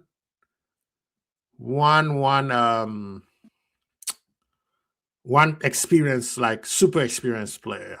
Yeah. You kind of need that still. We need that. Hopefully that could be Gay. So by the time Gay comes in, we have enough other young players who have stepped up. Van de Ven. right? I think have you heard about Van de Ven? The rumors Yeah, about he Van de said Ven. he doesn't want to sign a new contract. Vargil as well. He's got another. His contract runs out in 2 years. So yeah, I mean, there are some center backs. I know my Van der Ven is an asshole, but I don't mind having him. Nah. I know he's an arsehole, but yo, low key, dude, I think the way he was speaking about Isak though, like, I'd watch out for that. I think he would go to Liverpool. I actually think that's a deal that could happen. Who? It makes sense. Van de Ven. He's an avid supporter of Liverpool as well. He's been to Anfield like many times. I mean, if Virgil could because what's the name? Alisson is the integral part of us getting Mamardashvili. So yeah, he was the one that I heard you saying that he was the one that recommended it. Yeah, he recommended him. Because they talked to him, they were like, "What do you think of him?" He's So Virgil will have to do the same thing too. Yeah, so I can't lie. I think I think Van de Ven to Liverpool makes a whole lot of sense. I can see that one happen. As much as he's an asshole, I can see that happening. Our reunion. Have you seen that picture of the way Isak done him dirty against them Spurs? That's why he tackled him that way. It was personal. It was personal. He had that boy. People were making fun of Joey Gomez twerking for Mitoma. Yeah, this guy was on all four knees twerking upside down, man. This guy was at the club just twerking upside down. He looks like he got sniped. Oh man. But that's the thing though. That's what we need. I mean, we're never gonna have another Virgil. We're never gonna get another Virgil. So people needs to get ready for what's it called? What's that guy? Lovering days, where it's good one day and it's bad another. It's good one day and bad another for a very long time. You need senior centre backs, like 22, 25-year-old range, sort of, But for me, like there's loads of centre backs that we could get. Like I think Van de Ven, Guéhi, Jeremy Jacquet. We already got Leone. Try sign up one of two of the centre backs we currently have in Konate or Gomez or whoever. Gomez gonna go. I'm down with Gomez. I think Gomez. Yeah, I think he'll go. I'm down with Gomez. As much as I love Joey G, but brother, you cannot stay fit for the life of everything. Yeah, I think he needs to go. He should go. And then for his own sake. Yeah, go someplace where the football is not too intense. Otherwise, he keeps getting injury for no minuscule things, man. It's not right. So and midfield, I think midfield is a position that we should also address. No, that one they need to spend quite a bit of money. Yeah, I think we need two centre midfielders. I think we do. I know they're gonna lose Endo. They're gonna lose Endo. Yeah, Endo. You have to replace Endo with somebody. My list: Lamine Camara, Adam Wharton. Those are my two choices. I love Camara, man. Oh my days! I mean, I'm talking about the Monaco. You know who I'm talking about, right? Monaco. Oh, you're talking about Monaco? I was talking about Aston Villa's Camara. I don't think he comes to us. He signed a new deal recently. Camara, but the Lamine Camara from Monaco, he's a quality player, man. He's Kante-esque. He does everything, top class, passing, tackling, robustness, like shooting, box crashing. He does everything. He's like a Kante light. He's of that archetype. He's cold, man. And we need one of those type of players anyway. Edison that's why Edison, I think this time has passed. But yeah, true. But Lamine Camara and Adam Wharton, if we get them two in, I think Gravenberch. I think Wharton is it's a high possibility. Yeah, I think that there's a high possibility that could happen. Wharton is a high possibility because the lengths are very strong, and he fits. You see, this is the thing with Liverpool. Whether it's Arne Slot managing or not, the players that are there, any manager could come. Any manager with a good brain can come in and make it work. Facts. But you see Gravenberch though. You see Gravenberch, yeah. Am I the only one who sees a Yaya Toure region? Where that's what he's supposed to be. He's not supposed to be the 6. He's supposed to be the guy. Okay, when you look at Yaya Toure, who was his partner? Man City, yeah, Fernandinho, right? David Silva and Fernandinho. Okay, so Fernandinho will sit. Silva is the one who does the intricate passing, like the verse situation. Yeah, Yaya but Toure is the one who carries the ball. That's his job. Get the ball, carry it to the front, pass it. That is what Gravenberg's supposed to do. oh, yeah, I think we could build towards that, that Man City type midfield where Wirtz is our David Silva, Gravenberch could be our Yaya Toure archetype, and then we just need a DM, bro. We need a DM. You need a DM, like a solid DM, like a Kante type, who is just going to sit. Not even a Kante. You need a DM who's just going to sit. We don't need two DM. You just need one, like a Fabinho type. Sit in front of those center backs. Don't go anywhere. Sit right there. We don't want you scoring goals. That's not what you're there for. Kamara is that guy, man. Kamara is that guy as well. He can do that. Sit, tackle. He can do all of that. Reading of the game, interceptions. You have Gravenberg, Soboslai, Wharton, and Wirtz. You substitute all those guys. And those guys could also play on the wing. So there's not like they're not going to get game time. Depending on the game, they could get playing time. Just get me a solid DM who his job is to clean up, and that's it. Because what's the name? Onana at Aston Villa. He was killing Arsenal. He's cold, man. He's cold. He was killing us. He went through their defense, their midfield, like nobody was there. Same thing. That's why Gravenberg, even against Arsenal, he had a wonderful time because Arsenal don't have players to stop those type of athletic players. What's his name? Rice was struggling. So Zubimendi, all of them were struggling because they can't deal with a player like Gravenberg. And when you watch Aston Villa versus Arsenal, the first 30 minutes, watch what Onana did to them three guys. He abused them. He abused them. Like he carried the ball from box to box. That is the part where we need Gravenberg to do because Gravenberg can carry the ball. The idea is we need to stop trying to make him into number 6. Like force him into this number 6. He's tall and physical. No. Because he can defend. Yes, we know he can defend. He's good. Okay, make him a center back then. But other than that, he is a ball carrier. So if you have somebody where he doesn't have to worry about, if I go in and lose the ball, now I have to track back, that is the problem. But if he has somebody sitting behind him and say, okay, go ahead. I got you. Trust me. Yeah, Gravenberg is a beast. There's a reason why Bayern Munich are out here crying all day because they lost. Facts. And here's another hot take as well, yeah. I think Wirtz should be more if we play 4-3-3 in the future, I think his best position is playing in a midfield 3. I don't think he's a number 10 classical. He's not a number 10. He can't see his style of number 10 is old school. He's a David Silva. He's a David Silva. It's an old school style of number 10. Give me the ball, one touch, open up. But nobody opens up. Everybody gives him the ball and they stand there watching him. If he went to City, God forgive us. Oh my, that's their Bernardo Silva replacement done. Like they don't need no one else. God. He's not a KDB. He wouldn't be a KDB replacement. That's no. David Silva replacement. Bernardo Silva replacement. The way he plays, the way he can control that game in midfield, bro, like he does it like no other. Like you're not finding midfielders like the only midfielder that does it better than Wirtz is Pedri, and he does it from a deeper position. Yeah, that's facts. I agree. And we see what's the name.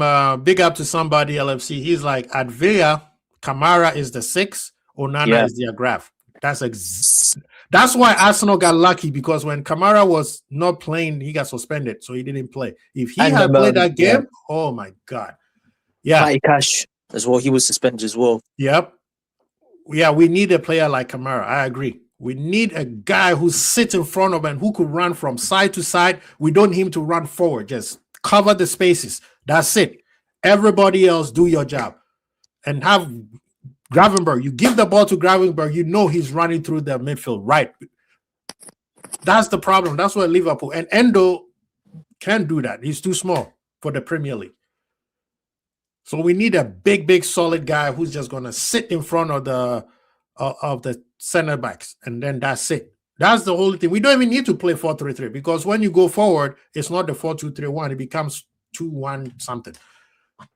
We could play formation, 4-2-4 or something, or 3-1-0-0-0-6 or something. We could play 4-2-3-1. The one of the two is a solid DM. Gravenberg sitting beside him because Grav will be walking with the ball, and the other one sits. And then you have a number 10 ready to receive the ball and in any time moment. The problem also is we need wingers who are fly wingers who could pass the ball.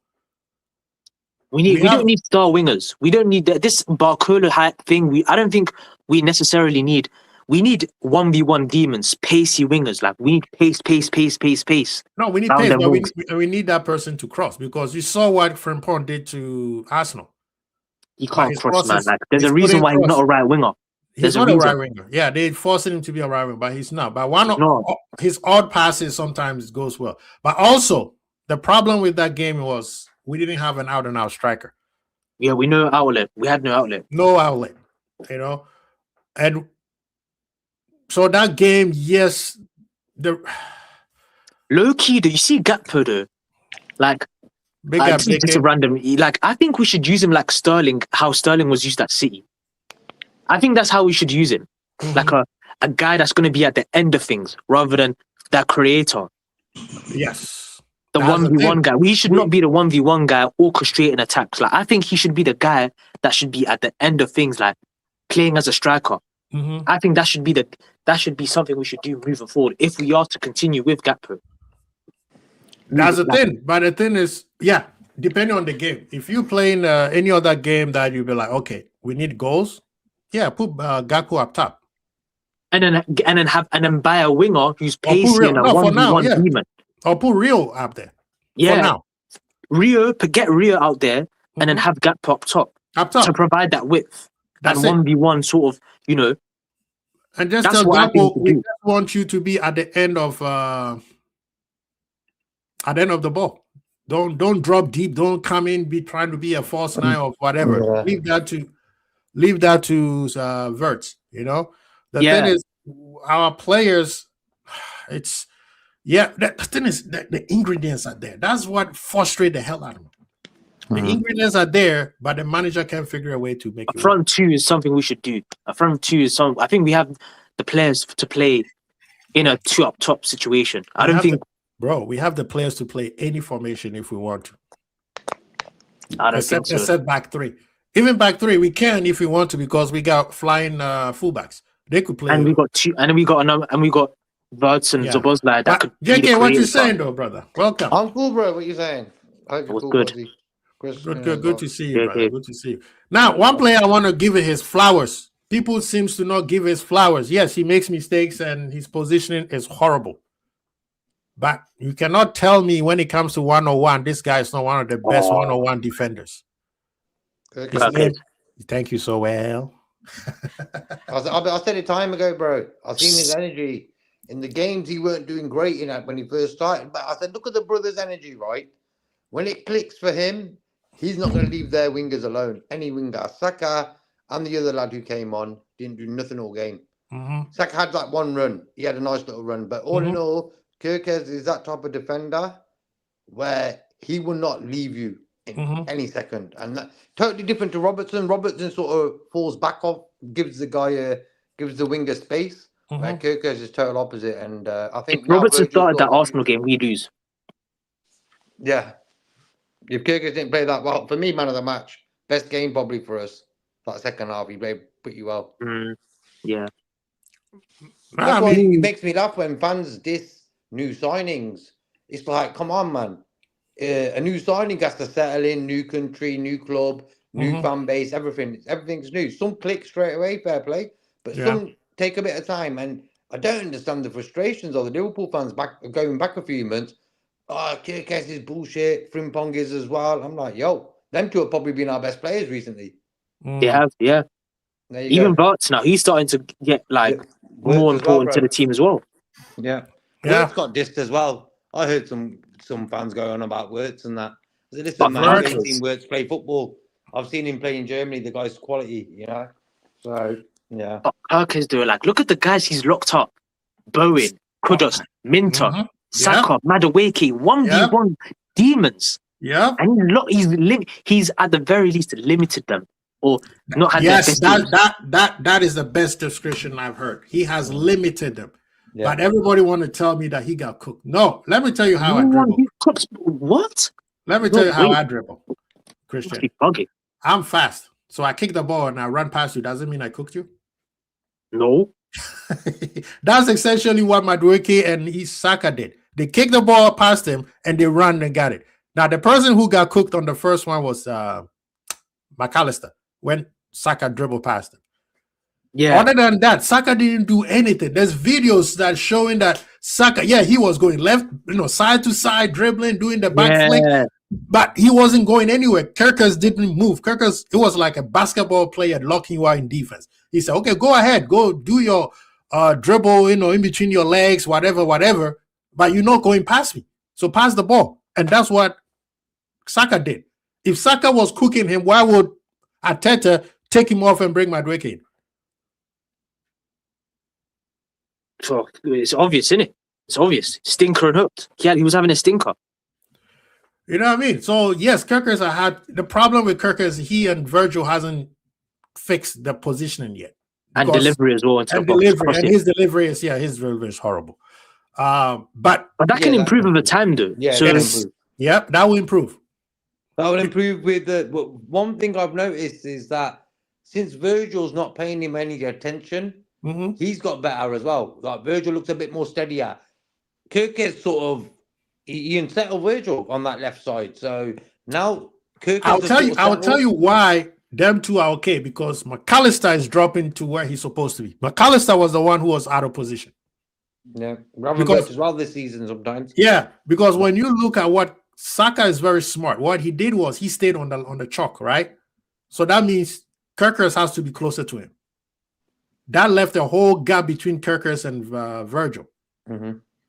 So McAllister is the one who has to come deep and sit there, so that when Timber comes out, or what's the name, Odegaard is coming through, somebody's always there. And then you have to give credit to Arteta. I've said it, he has found a way to play that triangle when it comes to the wingers. Something he learned from Pep. Because remember when David Silva and when they have Mahrez and those guys, when they go ball in the corner, the ball is got, they had a perfect triangle thing, something that I was hoping Liverpool could ever learn. But we I never saw did. I saw that against Arsenal. Those triangles, those passing They sequences. do that like- very, very well. Arsenal do that very, very well. It's funny how their striker can get goals with all that triangles that they do, right? But when McAllister dropped into that space, now Timber could not come in because he was worried that Gakpo would get a speed on him. Yeah. Yeah. So at the end of the day, what Arsenal was doing is, okay, we're just going to cross the ball in front of the goal and hope that somebody will touch it and go in. That's all they did. Other than that, they didn't have a shot on. How many shots on goal did they have? None. They had who Arsenal in, Yeah. in the The I think first they had a half, couple- in the first half, No. they had like two, One or but they two. were like they weren't really like clear cut chances though. yeah. So that's what I'm saying. They did that very nice triangle thing on the side and then cut it up front of the goal, right? Yeah, Hoping that somebody would touch them going. Yeah, that one is exciting. The person who used to do it perfectly was Valencia back in My New days. oh yeah, I like Valencia. But that one, if somebody don't get to the end of it, is useless because that's what you want. You want them to kick the ball and make sure that no defender is set up good, that nobody comes in, right? And Liverpool set up well, especially Bradley and Konate on the back end. And Frimpong coming back. Have you seen why Frimpong, we needed Salah to drop in to defend because that helps Konate. So Konate don't have to feel like I'm babysitting two people. And then the midfielder also have to drop in. So defensively, we were good. Holding the ball wise, good. The annoying part, it was the true passes that was supposed to be the final third. To be that- fair, it's difficult when you don't have an outlay in it. I think if Ekatike came into was playing, I think we probably would have had a better chance. I think we would have won the game. Yeah, I agree. With the way we played, if Ekitike was in the game, we win that game. If the way we played with an outlet, We bro, win the we game. cause a lot of teams problems. We Now, win I the think game. this game gave a lot of teams the blueprint on how to get a point against Facts. Arsenal. Facts. 1000%. And for people who are saying that, oh, are you happy that you? No. We're not happy that we just stalling Arsenal. The goal is to stall Arsenal. We know, right? But don't forget, Pep Guardiola went there and played 5-5-0. And I don't see anybody criticizing Pep Guardiola. They told him that he had a defensive masterclass. Pep Guardiola, the man who people credit him for the tiki-taka. He showed up at Emirates and He played worse. They played more. they Even played more worse than humble. we played. He played 5-5-0. His only outlet, he took his best striker out and put Doku as the outlet. And when you get the ball, kick it to Doku. So that's why I'm giving Slot and the players credit for what they did against Arsenal. Going forward, just like Christian is saying, it wasn't good because we didn't have an outlet. We didn't have somebody an out-and-out striker. If we had any out-and-out striker, Arsenal would have been in trouble because their defense was in trouble. After 25 minutes, the whole stadium got quiet.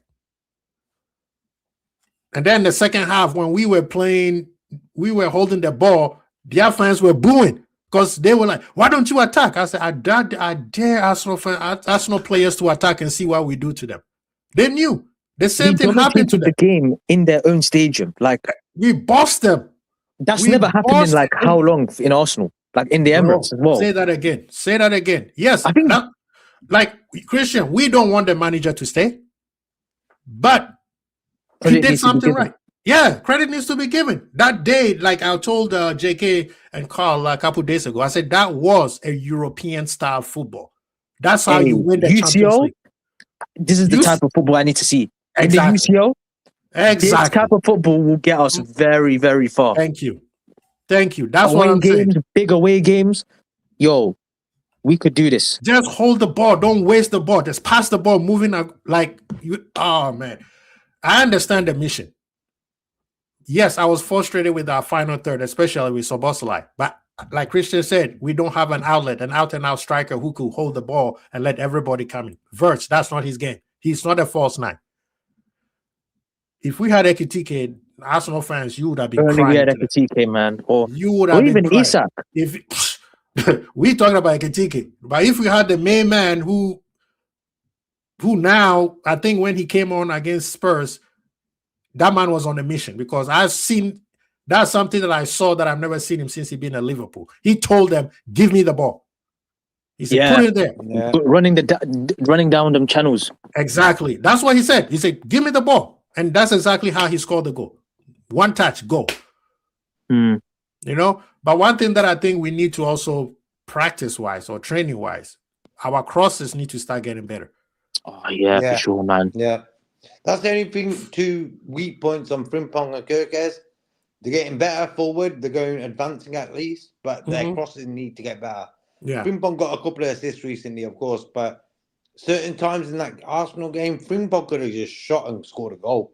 He was Oh free. yeah, Oh, man. he had an could've opportunity. understand it, bro. He had an opportunity. I He was could've like, done shoot it. it. I'm like, just shoot it.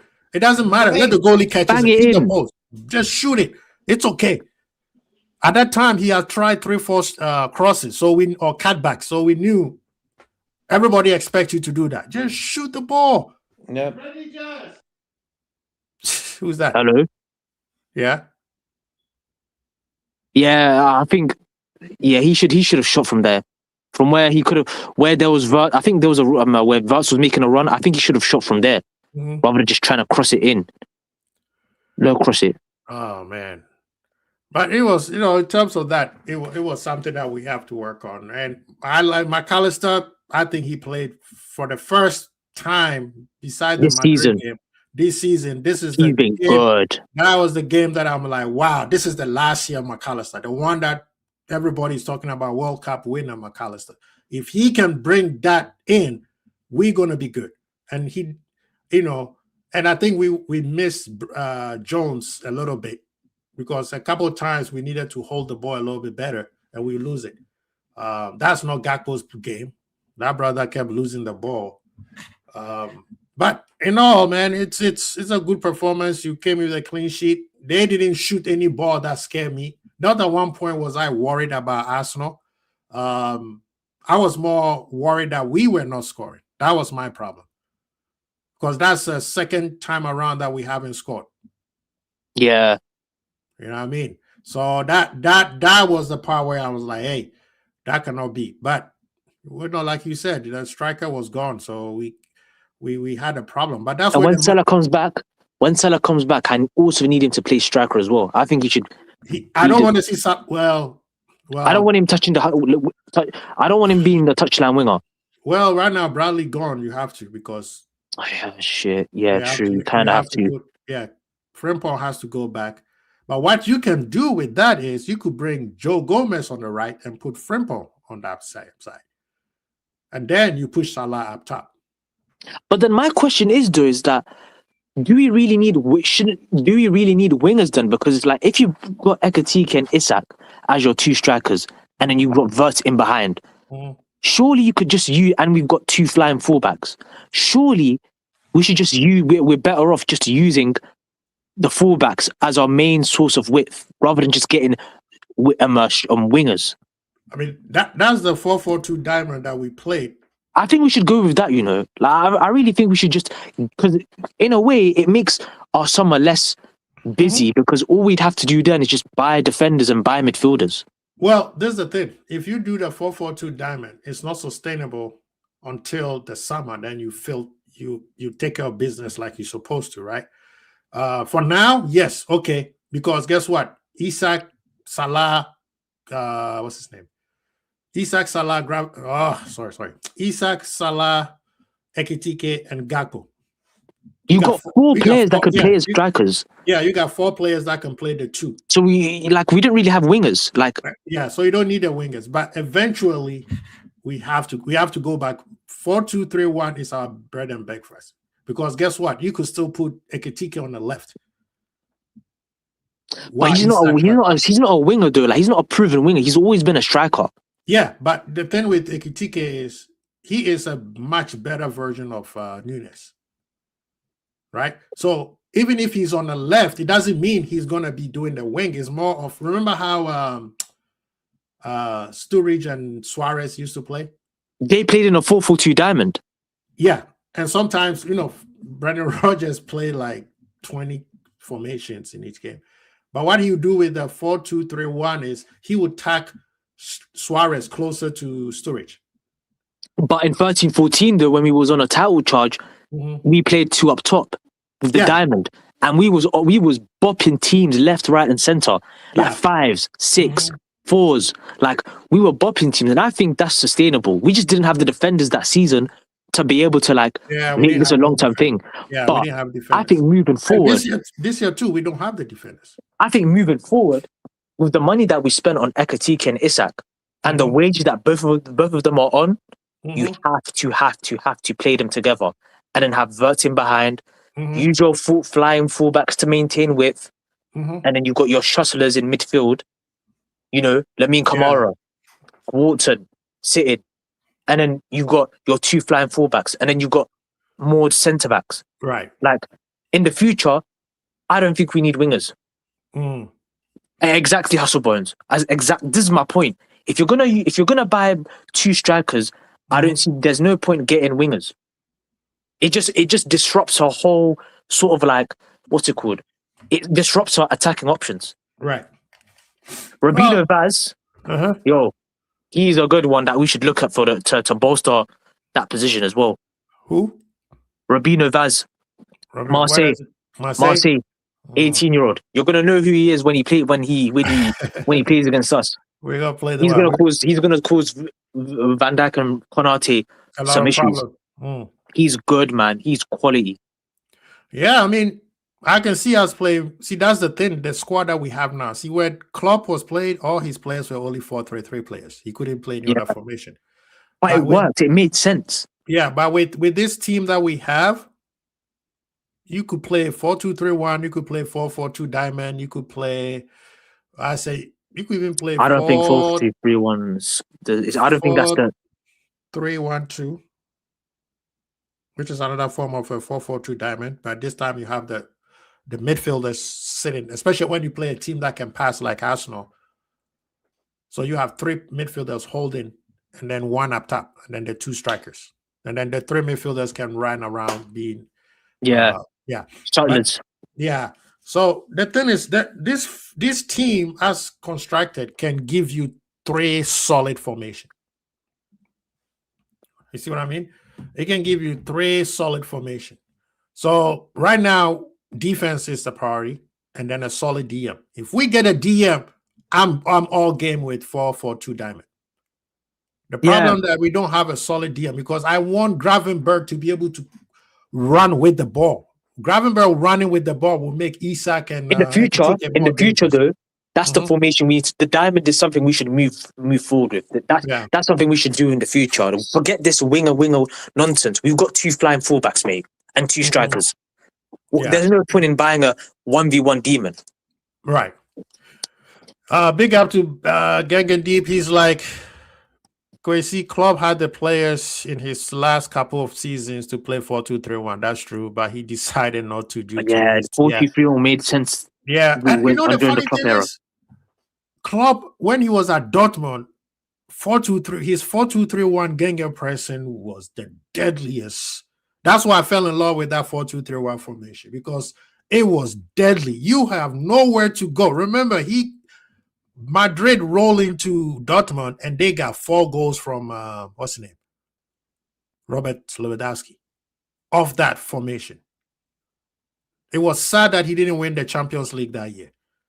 But Bayern was also on the tear that year. But yeah, you're right. I don't know why he came to Liverpool and he said, I'm going to go in 4-3-3. Yes, Mane. We didn't have them attacking midfielders back then. So we had Coutinho, but we sold him. But for some reason, he didn't.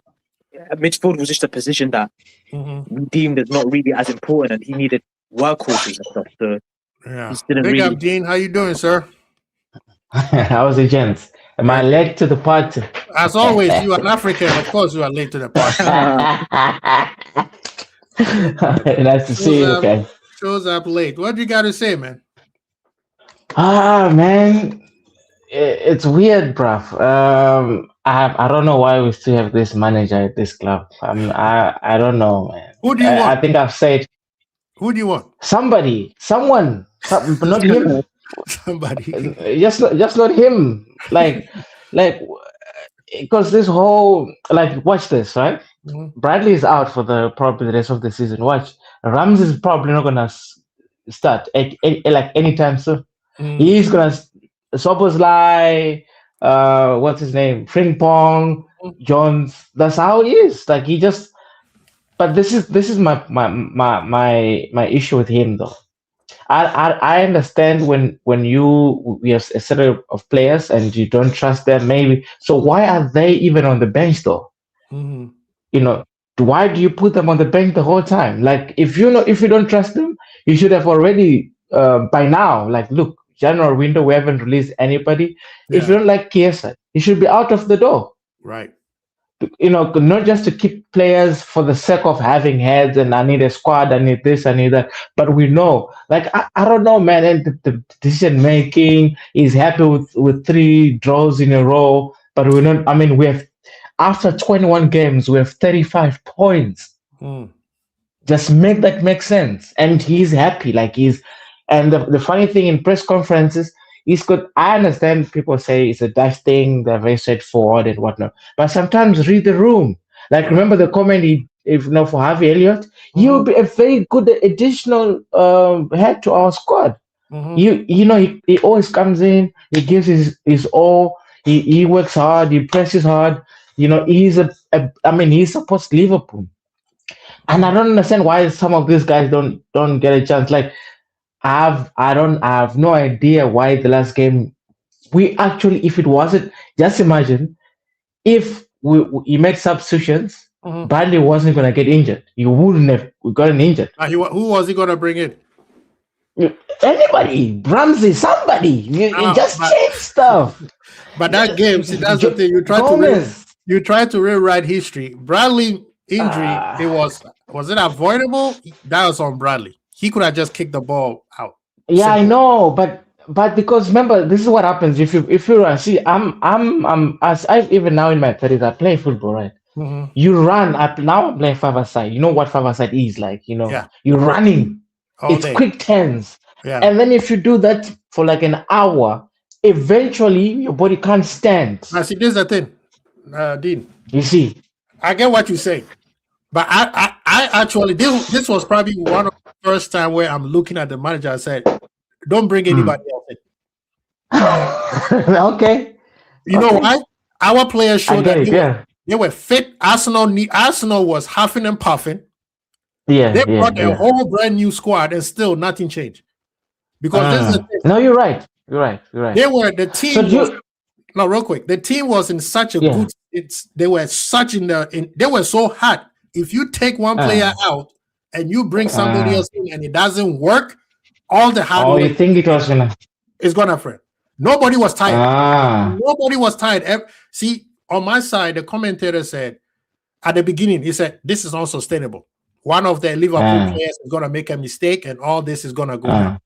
By the 60th minute, it's like, "Oh snap! Arsenal needs to do something because this team is solid." This is a team where if you bring somebody else in and they are not psychologically ready, they don't catch up early. No, I get it. I get it. I get it. So yeah. If I'm with you. Yeah. If it was a risk that have you heard the term? If it ain't broken, don't fix it. Unless somebody's really, really tired, then you'll be like, okay, let's throw somebody else in. And then so I get what you said. I get what you said. Yeah. It's like almost 90 minutes, and you'll be like, brother, make a substitution. But the team looked comfortable. Not at one point. No. So I wanted to ask you a question on that. So here's the thing. So one, are you okay with us playing for a draw that game? I'll be honest with you. I don't think we played for a draw. I think our final third was horrible. So it looked like we played for a draw. The final third, Szoboszlai, especially Szoboszlai, his final pass. But Christian explained it very well. He said we didn't have an outlet. If Ekitike was in the game, they would have done some stuff. It would have been different. Look at who. Okay, as much as everybody want to say, "Oh, Arsenal was cooking us," and Arsenal didn't have any shot on goal that you were like, "I'm worried." We had the most. We had the scariest goal. Bradley hit the post. Yeah. If that ball goes in, that ball goes in. Game over. We neutralized them all. And my second question, do you think that it was Slot or it was on the players? I personally think players showed up. No, the players showed up. And the manager, so this one you have to give both sides the credit, right? After 20 minutes, I saw the mission. And the players did exactly what the manager wanted. If you guys remember when we went to Etihad last year and we beat them 2-0, it's almost identical to the way we played. We went there and said, we're not going to get beat. So when you ask me, did we play for a draw? No, we played not to get beat. The problem is our attack was not there. And as you can see, Vert is not a false nine. We needed an out-and-out striker with the way we were playing, right? Because we were not going to open up and go attack for attack. Arsenal would have killed us. Arteta also knew we can't go bank for bank. Liverpool is going to beat us. That's why I want people to go back and watch Arsenal versus Liverpool at Anfield again. When everybody was criticizing Arteta, I was like, nah, he was playing a very much exactly.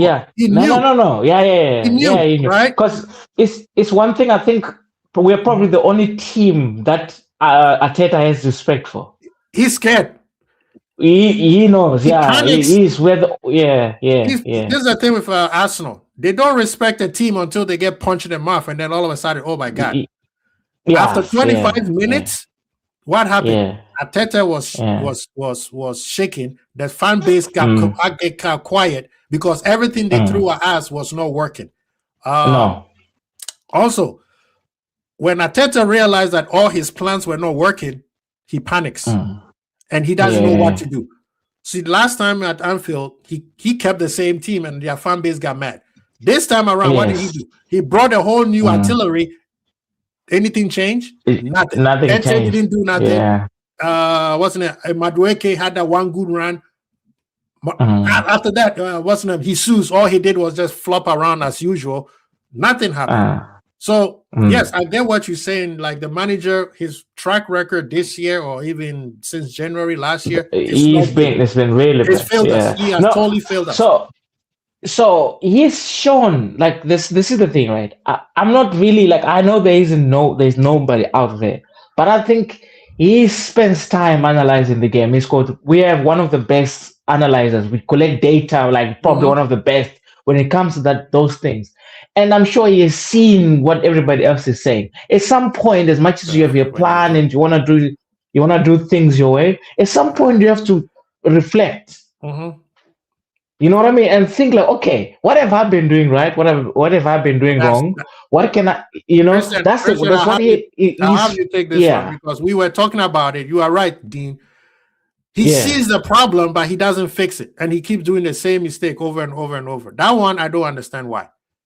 Because we have the best scouts, best data analysis to see that, hey, brother, the formation and the style you're playing is not working. It's not going to get better. It hasn't gotten better. Change. And every time he changes, what happens? It gets much better.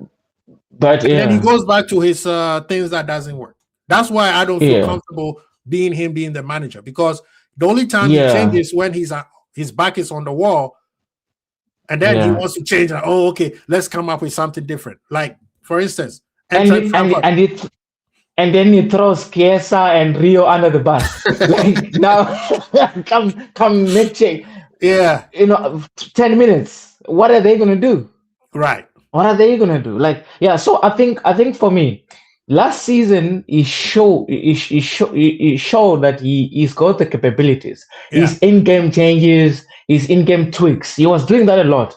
Sometimes you'd make sacrifice and he swapped, maybe because I guess Gakpo and Diaz, he saw them as equals, or he thought Diaz was better. He was shuffling things around in the second half, and it won us a lot of games. Even though it was makeshift, but it's doing that less this season. I think it's doing a Klopp thing. Remember, Klopp used to be very stubborn. He's like, oh, what you didn't do right, just keep doing the same thing but better. Yeah, he is doing that. So and that's one thing that's been frustrating me. Right, and there's the thing also. The match against Arsenal is what most people, even in the chat who support him, says this is actually him. This is who he is, right? This is how he is. But then he even doesn't trust himself, because he thinks he is way better than who he is, instead of doing things that work for him. Right? Last year when he first came in, he's like, okay, we're not going to change Jurgen Klopp. We're just going to slow it down, and we're just going to move just 1-2 pieces, and it was seamless. He got to January. He got found out. Instead of him sitting back and say, oh, let me go back to the drawing board and make things around, what does he do? He keep doing the same thing, talking about, I want to play like PSG, and you don't have PSG players. He's so obsessed. So obsessed. What the hell, man? You know what I mean? So it's the thing is, he is his own demise. And right now, like I said, until he wins a major, I want him out. My manager for choice is Enrique. That one. Yeah, it's Enrique. It's Enrique or bust. Anybody else is just I love Alonso, but not yet. No, I think I agree with you there. I think he's not a Liverpool type manager, not necessarily in terms of like the star shape, maybe that too, but because he is a successor to somebody who used to have players. Remember Nat Phillips. All these guys were not playing probably half of the season, and they'll come on and they'll still perform like they've been playing regular football, because the managers, because they knew that we're doing it for the manager. They love just being on the bench. You see them smiling. None of our substitutes are smiling, bro, because they have no idea when they're coming on or if they're ever gonna play.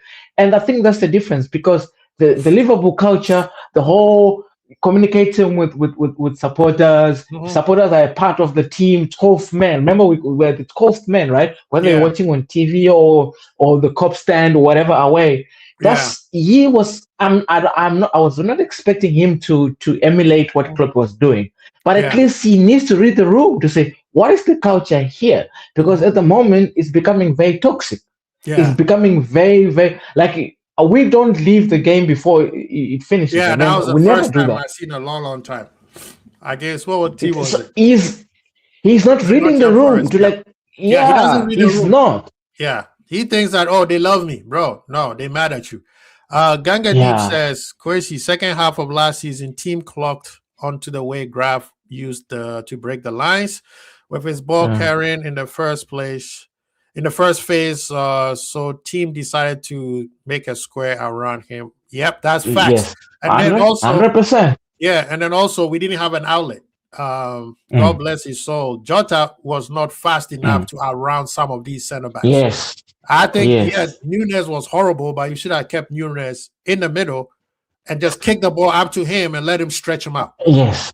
But also Nunez would make defenders panic. Yeah. Because he was chaos. That unpredictability. What is he gonna do? Is he gonna shoot? Because you shoot where he's supposed to pass, and that made defenders really. And he's as much as his first touch was poor, but his hold-up play. He had strong aggression where defenders would really panic. And I think we don't have that. Isak is a little bit light. I don't know what's happening to him. Ekitike is more of a I'm glad that you said that, because this is the thing. I don't know. You didn't spend 125 million to have Isak run around like Nunez. Yeah. His job, you see why Ekitike is injured, because he's doing something that he's not supposed to. A lot. He's doing too much stuff. Yeah. He's supposed to just put the ball on his plate and let him score. You see what I mean? Yeah. And that is what Liverpool needs to get away from. Put the ball on the plate. But he's not. Go ahead. He's not reading that. That's the thing. You see, I agree with everything you say. He's not reading the room, because I think my point was, I don't think he's a coach. He's a good manager. I think he's a good coach. A manager is everything. Everything. Yeah. You have to manage the supporters, the backroom staff, everybody. You know. Yep. And I think he just goes, hello. He goes to training. Let's do this. Done. And there's no what players are not used to this energy. Not that. I mean, that's why the players are taking too much control, because Klopp was the manager and everything went through Klopp. This one is just a coach, so they just listen to him on the field, and then after that they just doing whatever. Craig, big up yourself, man. He said, I want to hear some people also speak, man. I don't want to speak the whole time. No, Christian, are you around? Don't know. I'm just listening, innit? I'm just listening. Okay. I spoke for a while, so I just thought, let me just let anyone else speak and stuff like that. But yeah. He said, don't know if you mentioned it, but Vert has been playing well. But against Arsenal, the position was not his position that I think. He did well in terms of playing defense from the front, but he was a little bit off. But he did well. I mean, he did the best he could. He's starting to develop. He's starting to get, GA a bit now. Like, it's starting to come a bit. Like, I think he Big up, John. How you doing, more sir? to step up. Going on, bro? Good to see you. Good to see you. See you, my guy. Good to see you. What's the name? Ganga Deep said both Isak and Ekitike are ball to feet. Facts. And that's the part where Liverpool fans need to understand. We did not spend 125 to 200 million to bring these type of strikers to have them play chaos football. That makes no sense. But I was how much I was looking forward to this season. I'm like Isak. I'm like Vets. I was like they're fucked right now. I was so excited, and now boom, we're doing some weird stuff. I don't know what's House on balls. This is why you don't get Isak's supposed to shoot wide as much as he wants. That's why he's the striker. A striker's job is to keep shooting till he put in the back of the net. He's not gonna get one shot and then score. That's humanly impossible. Every striker is supposed to get as many chances as possible. And Liverpool, all of our strikers are not getting that type of opportunity. Service. We don't Yeah, have they're the just getting standards. 3 or Yeah. 4, and people expect them to score those 3 or 4. No, their Yeah. job is Yeah. to get a lot of shots, and if you don't give them a lot Spamming of shots, crosses. yeah, they Yeah. have to. That's a job for a striker. That's why they cry babies, and that's why they're most expensive. Look at Haaland. Yeah. What do you think? Like, what would you think? I'll tell you my what I think we should do, like especially in this window. But going forward, what do you think? What players should we bring in? What is the style of play should we try? What's your thought like going forward from now for us to maybe keep, because it's unlikely we might not even keep top 4 because some of them, even though they're not playing well, but it's like we're literally between us and number 10. It's like 3 points or 2 points. I think we'll That's come in third. What we need though, we talked about it earlier. Defense. We need a center back. We need a right back. We need a DM, a solid DM, somebody who just sits in the front of the 2. Because I don't think that's Gravenberg's job. Gravenberg's supposed to carry the ball, right? Yeah. Gravenberg for me reminds me of Yaya Toure. Give him the ball and then he runs through the wall. That's what Gravenberg's job is. When we solidify that position, now you can talk to me about attackers. But right now, I'm not looking at attackers until this defense and the midfield. It's We need to get the core right. yes, get that core right. Then okay, now talk to me about another, because we have enough attackers. You know what? I can put Szoboszlai up top, right? Salah can play striker. Who else? Chiesa. Like, we have too many attackers. It's just the manager has not figured them out. So it's very frustrating to looks like we don't have players, but we do have players. But yeah, John, what do you got to say, man? Yeah, no, it was an interesting convo anyway. But you know, it's like, I'll say this year, I'm even surprised I haven't even subscribed to your channel. Nah, It's big a up crazy yourself, thing man. about it, but finally I've subscribed. So Thank you for Yeah. coming through. But yeah, I think with all the transfer talk, I think it's a weird one because we don't know whether Slot is gonna obviously stay beyond obviously this season. Right. So that's kind of like the thing, is like, what direction do the club want to go in after this season if they don't want to keep Slot, which I don't think they will. That's the main reason. So I think it all kind of depends on who we kind of bring in. I think he stays in next season as well. I don't know, man. I don't know. Nah, I do. I think, but they won't commit to a new contract. I think only if he starts doing well, if like Isak starts balling out, if Ekatike is balling out, if Verts is balling out next season, then there's going to be talks. You'll hear talks of like contracts, etc. But I think he stays next season as well. And I'm waiting for Luis Enrique.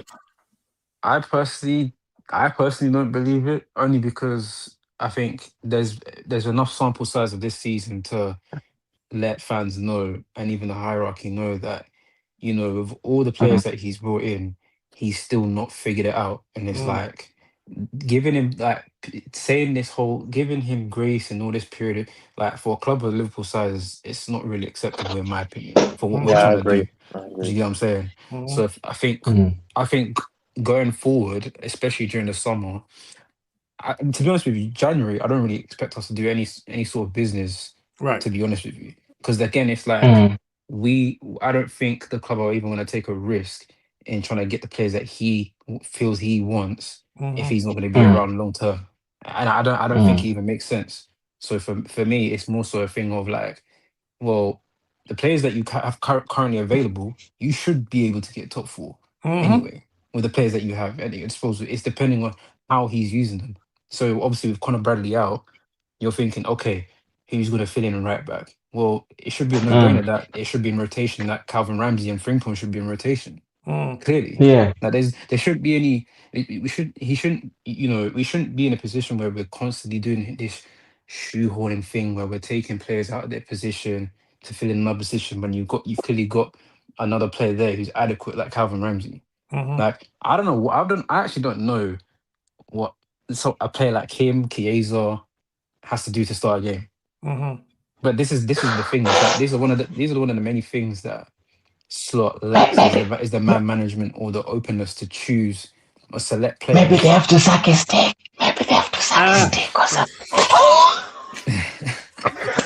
This guy. You know what I'm saying? So, you know what I mean? But But couldn't again, you argue that like whether we have another manager or Slot or whoever, like we still need centre backs anyways. Like so, you're surely correct. the You're club correct. should still. It's up to the club, like to plan ahead and get contingency plans for Van Dijk, which we've been needing for a long time. I mean, listen, like the thing with Van Dijk is like, I think what us as a fan base have to get to grips with is when there's never going to be another Van Dijk, there's never going to be No, another not him, Salah. but we should be planning to. But of you course, know, you have to plan ahead. You know what I'm saying? replace and Yeah. obviously it's never gonna be. There's never gonna be another Van Dijk straight away. Like that's almost impossible. But Yeah. surely, But I think we were doing that with Leone. I think it's just unfortunate for him because he looked really nice when he Really played. did. I think Really, really we did. were like look at Leone even now wasn't enough, we signed two young. I think I don't have a problem with our future plans and future proofing. I know we got that. It's the current situation. It's the You know calm. where I think this problem lies in. I think we released too many players, right? Especially the team that were part of the core for a long time, like your Mortons, those guys. As much as we didn't like it or we didn't know, they were a part of our core for a long time. They understand the Liverpool way. For a even though they were like sporadic players, they would come in once in a while in cup games. But if you notice, when they got a chance, even in the first team, they never looked, Out lost. of They place. did their job. Yeah. You see, they were there. So I think the problem is we made a lot of changes and we brought it, and he changed the system and he brought in new players. So the old players got confused. Like, okay, what is this now? And then we've got new players. So now trying to fix everything, new players, new system, new this, everything is just a shit show at the moment. That's for me. I think that's the main issue. Where now he doesn't know whether. Because if you remember when he did the old system, I think we did. Is it Madrid where he played all that? You see how he performed because they know each other. They know each other. The whole team knows each other. All we are supposed to do, maybe bring your Isak, your Ekitike once in a while, like integrate them slowly. Your vets, integrate them slowly. But I think the problem is he's got new shining toys. Like, bro, I'm gonna show you all my new guns. Guess what? Boom, guns blazing. Yeah. That's why we were. Yeah. I tell Hustle and Bones we were not prepared from preseason. That's something you should have done in preseason and working. Yeah. Preseason, it was like we the fans didn't pay attention because we were so gassed with the transfers that were coming in. We didn't pay attention. After things got bad, that's when we'd be like, wait a minute, what happened in preseason? Why is it looking like players don't know what they played? I mean, well and truly, I think the first game against Bournemouth was pretty much the first indicator. If preseason wasn't a wake up call for a lot of fans, the Bournemouth game was a clear wake up call because I've never seen us that exposed like that probably since the Rodgers era. Yeah. You know what I'm saying? Like that was crazy. But I fully agree with what Dean's saying. I think it's just but the thing is, right now, okay, who's your manager of choice right now? If you for me, right now, if you to get to Liverpool, I would like Enrique. I think Enrique with the players that we have. Yeah, I think Enrique would transform Easily. easily. And I think what also he brings is the pool, like to attract players as well, which I don't think we actually have that with Slot. Like I don't really. That's the thing. I don't really feel that we like players look around the world, look at Slot and be like, you know what, I want to play for this brother. Like in the same fashion that like the way I look at Arteta right now, I think he's kind of got that a little bit. Players that he's brought. Yeah, you gotta give him credit for it. Yeah, you gotta give him credit for that. Yeah, and that's something I think now Slot has kind of tarnished in his way because you've got to see the way he's dealt with certain players, like Salah being the biggest one, like, and that's like, that's worldly news. Like, I see that one. I blame Salah. If Salah had kept his mouth shut, this guy would have been fired. Yeah. I see where you're coming from. Yeah. Keep your mouth. He tried to be like that. Yeah, no, brother, shut up. If you open your mouth, if the owners have gone on Salah's side, all the big managers will be like, "You are not Real Madrid for us to come there and you be giving players so much power. See, managers that go to Real Madrid, they understand the players controls the club, and Perez allows it to do that. But if Liverpool, the owners have come on Salah's side, even though Slot was struggling, people will be like, hey, brother, no big manager wants to come to you, because then you need to bring a young and upcoming one who's going to be buddy with these guys and hope that something works. Right. That's why they went on Slot's side and said, we're giving you. And I also believe the person they want is not ready yet. Also take over after Slot. That's why I was, Chris, earlier we were talking. Yes, everybody wants this guy to go, but we still have Champions League and FA Cup to fight for. So who's the person you think that? Enrique, for me, is the guy that needs to be here in the summer. Right. For me, it's Enrique or bust. Yeah, I will support whoever they bring in if they choose to, because I'm a Liverpool fan first. But Enrique or bust for me. I have 3, but obviously Enrique is my main one. Yeah. But I think I've got 3, with Enrique being one of them. But the other 2 are just based on realistic, what could happen realistically. Right. You know what I mean? I think Alonso could be a possibility, in my opinion. I honestly think Cesc could be a real option, realistically, given the way that he sets up his team and the way he's playing with is it Como? And I've just been reading a lot about obviously how Cesc has obviously transformed as a manager and whatnot. And I've been really impressed with Cesc. And obviously the thing is, with where we are at with like the current pool of managers right now, obviously I get that there's not much credibility, but the thing is, what people got to realize is we're heading into a new generation of managers where they may not necessarily have the credibility, but it's more so just the style of play. Like, does their style of play fit with the philosophy that you want to go forth with? That's right. You know what I'm saying? So I think it's just a matter of that, really. But I think those are my top 3. Obviously, Enrique is like the clear one. Like, that's just so Enrique, Cesc, and Alonso. So Enrique, Alonso, and then Cesc. Oh, okay. Yeah. I mean, I like Alonso, but this is my mentality. If you bring Alonso, you telling me you want to rebuild.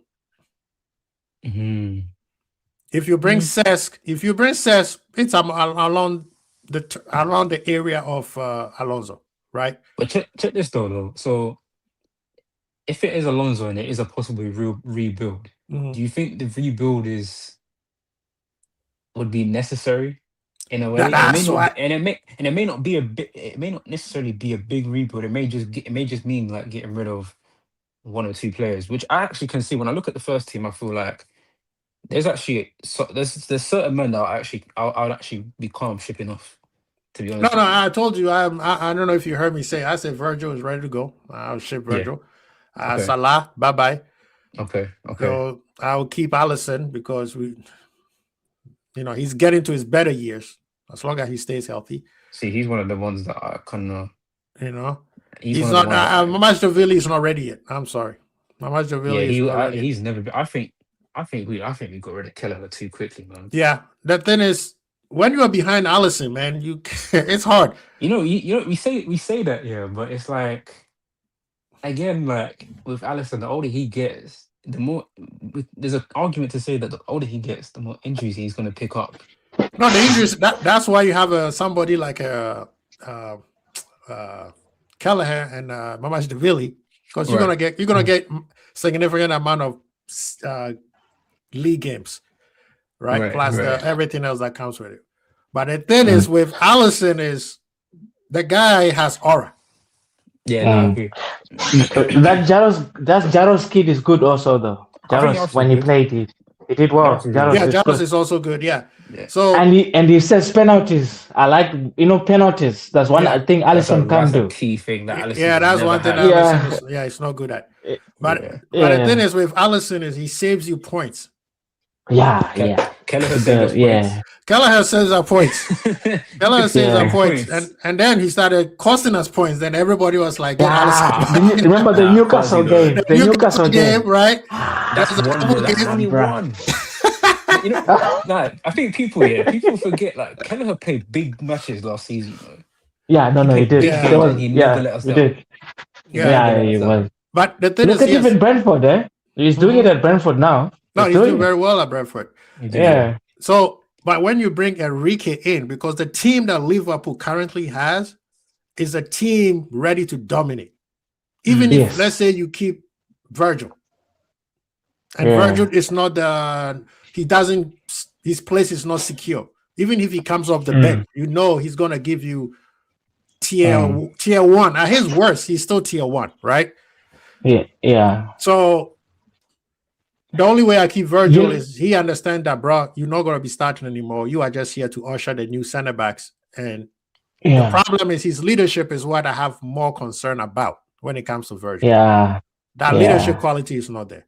I actually think the leadership is an area which I think the team is lacking in general. Exactly. I think has been lacking for years. Since what's his name? Henderson and Milner left. Yeah. Milner's and I need somebody. And right now, the person that I'm grooming to be the next captain is Szoboszlai. I agree. You see what I mean? I agree. Yeah. The reason why I'm keeping Alisson is because Alisson is still the leader. He is like the guy that when things get so bad, they listen to him. They listen to him also. They respect him also very much. You see what I mean? He's one of those, He's one of those leaders that they usually come when things are bad and then they fix it. Compared to Henderson, who's like, bruh, I'm not gonna allow you to mess it up. Virgil is just like, I'm one of the guys. You know, when you are one of the guys, you listen. If you're not, he hates you. Like we see what he does to Kerkers. What he was doing to Trent, I liked it because, bro, we've been playing for 8 years and you keep making the same mistake. That one I had no problem with. But Kerkers, I'm giving Kerkers a little bit of leeway because he just got here. Teach him how to play. Show him. That's the part where I'm frustrated with Virgil. But don't shout at him. Don't make him be like and that. That's why I'm frustrated with Virgil. But if you have an Enrique is a grown person. He's a matured manager. He is no nonsense, right? You on my page or go sit on the bench. It's all the way to Mbappe. You see what I mean? What's the name? Did people think that Dembele has been balling for you? No, Dembele literally won the Ballon d'Or in 6 months because he decided to listen to the manager. That is the type of manager we need right now. And we have the players. And right now, don't bring me Nagelsmann. If they bring Nagelsmann, oh my God. It's gonna be catastrophic. Nagelsmann is that's a manager that should be really. If Man U were really serious to get back to the top, that's a manager. They need to get him. Man U, go get him. Go get Nagelsmann. But they get Ole. Ole is a genius, so I'm cool with that. But you know what I like about Luis though, Enrique? If you look at he sets up his teams and he builds his teams around youth.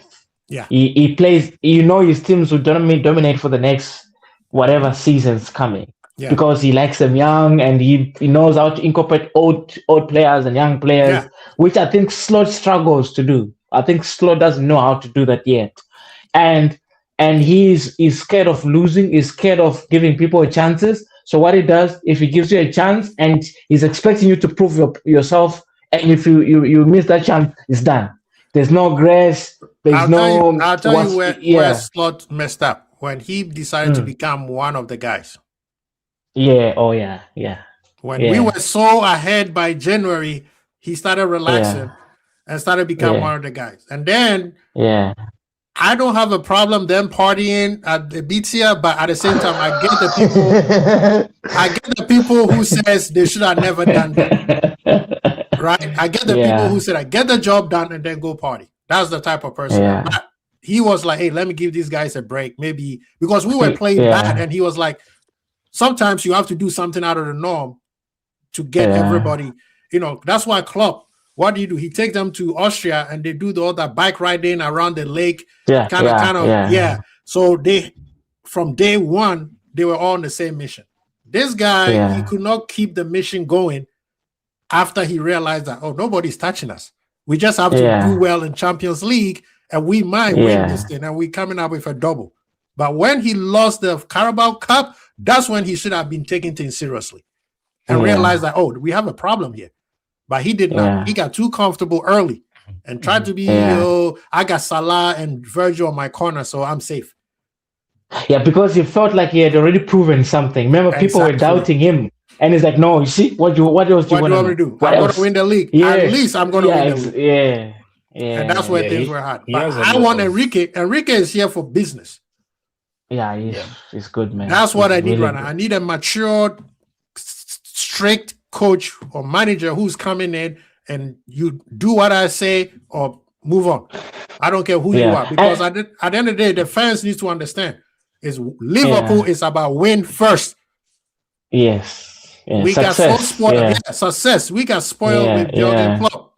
And the reason why is Yeah. because Jurgen Klopp, when he came in, the state of the club required him to do what he did. Yeah. Yeah. After a 100%. while, we can't do that. When you want to win, Yeah. you got to be cutthroat, you got to be strict, and you have Yeah. to stay focused. And we have too many Yeah. players who are too comfortable. I'll give you an example. No Yeah. shade on Salah, but when you see Salah sitting at the coffee bar, relaxing and kind of like everybody around him treating him like he's the king, that to me, that's problematic for me. Because what do you? I think that's due to the fact that if you really assess, like, let's look at Salah. Yeah, like obviously he's been at Liverpool for how many seasons? Like 8 seasons. 8, yeah. 8 years. 8. Yeah, cool. In those 8 years, yeah, if you really deep it, we've never actually had a player in rotation For him. on that right wing Facts. that could challenge or Mhm. rotate with him. Which is why, granted, obviously he's been banging all the goals, but at the same time, what do all great teams have? They have two great players for each position. Right. That right wing has always eluded Liverpool since Salah's got there. So that's where the comfortability comes in, where obviously Salah has that aura where obviously he knows in his mind, like, bro, like, who you gonna drop me for? What, Ben Doak? Like, you know what I mean? Like you ain't gonna do that. And that's on Liverpool's fault. Whether it's Exactly. yeah, that's before, even if it's before Edwards or after Edwards. Edward, when he came in, he should have also put a player there and say, "Hey, Salah, I know you the down, but this kid will take you. This kid is also ready to take over." And this is why I honestly thought someone like a Semenyo would have actually been. I think we dropped the ball on that one. I think we really did. I think we dropped the ball on that one. You may not like, because I've seen online, like, people have like such a split like thing with Semenyo. They don't really think like he has the capability to play in tight spaces, but at the same time, he has pace that we need, that we lack. If he has that kind of pace, like Mane couldn't play in tight paces, but he has so much pace and so unpredictability Exactly. that he get away with it. And Semenyo is the same. It's the same way. It's the same way. It's the same way. And that's why City went after him. They were like, nah, we can have him because that could be their Mane again, and then we are here in trouble. Now they got Dogu and him. Speaking of City, yeah, real quick, I just find it funny how the way they conducted their business this summer, it kind of reminded me of how we used to conduct our business years ago when Klopp was there. And I'm gonna say this, yeah. It literally fits. So, like, we said that if before, you remember when we sold Coutinho, obviously we had before we sold Coutinho, I think we had such attacking prowess. Yeah. Right. We had Mane, we had Firmino, we had Salah. That was like the thing, right? Cool. So Coutinho, but if you look back at that season, yeah, what was really missing was that spine. So with that money, who did we go get? We bought Alisson. We bought Fabinho. Yeah. And we bought Van Dijk. Yeah. Probably, I think, for me, in the Klopp era, three most important players. Yeah. And then that transitioned Liverpool into just like going ahead. So it wasn't the attack, it was that spine. Yeah. Because without a spine, you can't do anything. You can't do anything. So I look at City now, yeah, and I think, rah. So they bought Reinders. And I look at Reinders, I'm thinking, could he have gotten into the Liverpool team? Nah. But a player of that, like, of the price, do you know what I'm saying? Like, that's something that we used to do, was like, we used to find like gems for a little bit of a price. Right. You know what I'm saying? And then, like, it would just work. Do you know what I'm saying? You know what? Right. You know when I realized that when we got a Verts and they got Turkey. Yeah, Turkey. Because if it was back in the day, they would have got Verts and we would have got Turkey. We would have got Turkey. And then I was like, "Yep, things are flipped." And people were like, "Oh." At first, it was like, "Oh, Verts." Then all of a sudden, "Oh, Turkey's going over there." Yeah. Oh, Turkey's a baller. You know- I'm like, "Bro, come on." Yeah, we can hate Man City however we want, but I think their team is so good. Their scouting team is so good. They know how to find the right players for Pep's Right. system. Most of them are system players. If you know, they don't perform well outside once they leave Man City. But at Man City, they know how to play. That's in what that system. made Pep so good Yeah. because he. Yeah. I mean, Yeah. I think he's slowly being found out. He's not Yeah, the dominant yeah. Pep like he used to be, but Mm. he still can. Oh, He he's can not a- still no, win no. the league. I think he has lost it. I think he has nothing to prove. I think he's just he's I don't think he lost he's it. I like- think he doesn't have the players anymore. You think so? Not for me. I'm just thinking he's like, what else can I do? Like True. he's like, That- I've that- done it that- all. That is also He's- true. But He's not passionate Pep. He's like, what else do you want me to? I've won the Champions League because remember that's the one that he wanted at Man City and he got it. same So thing he's with, like, what same thing else? with Enrique. Yeah, Enrique went to PSG, Yeah. and his job was to win the Champions League. Yeah. You So know? I think he's like, he's in his chill guy era.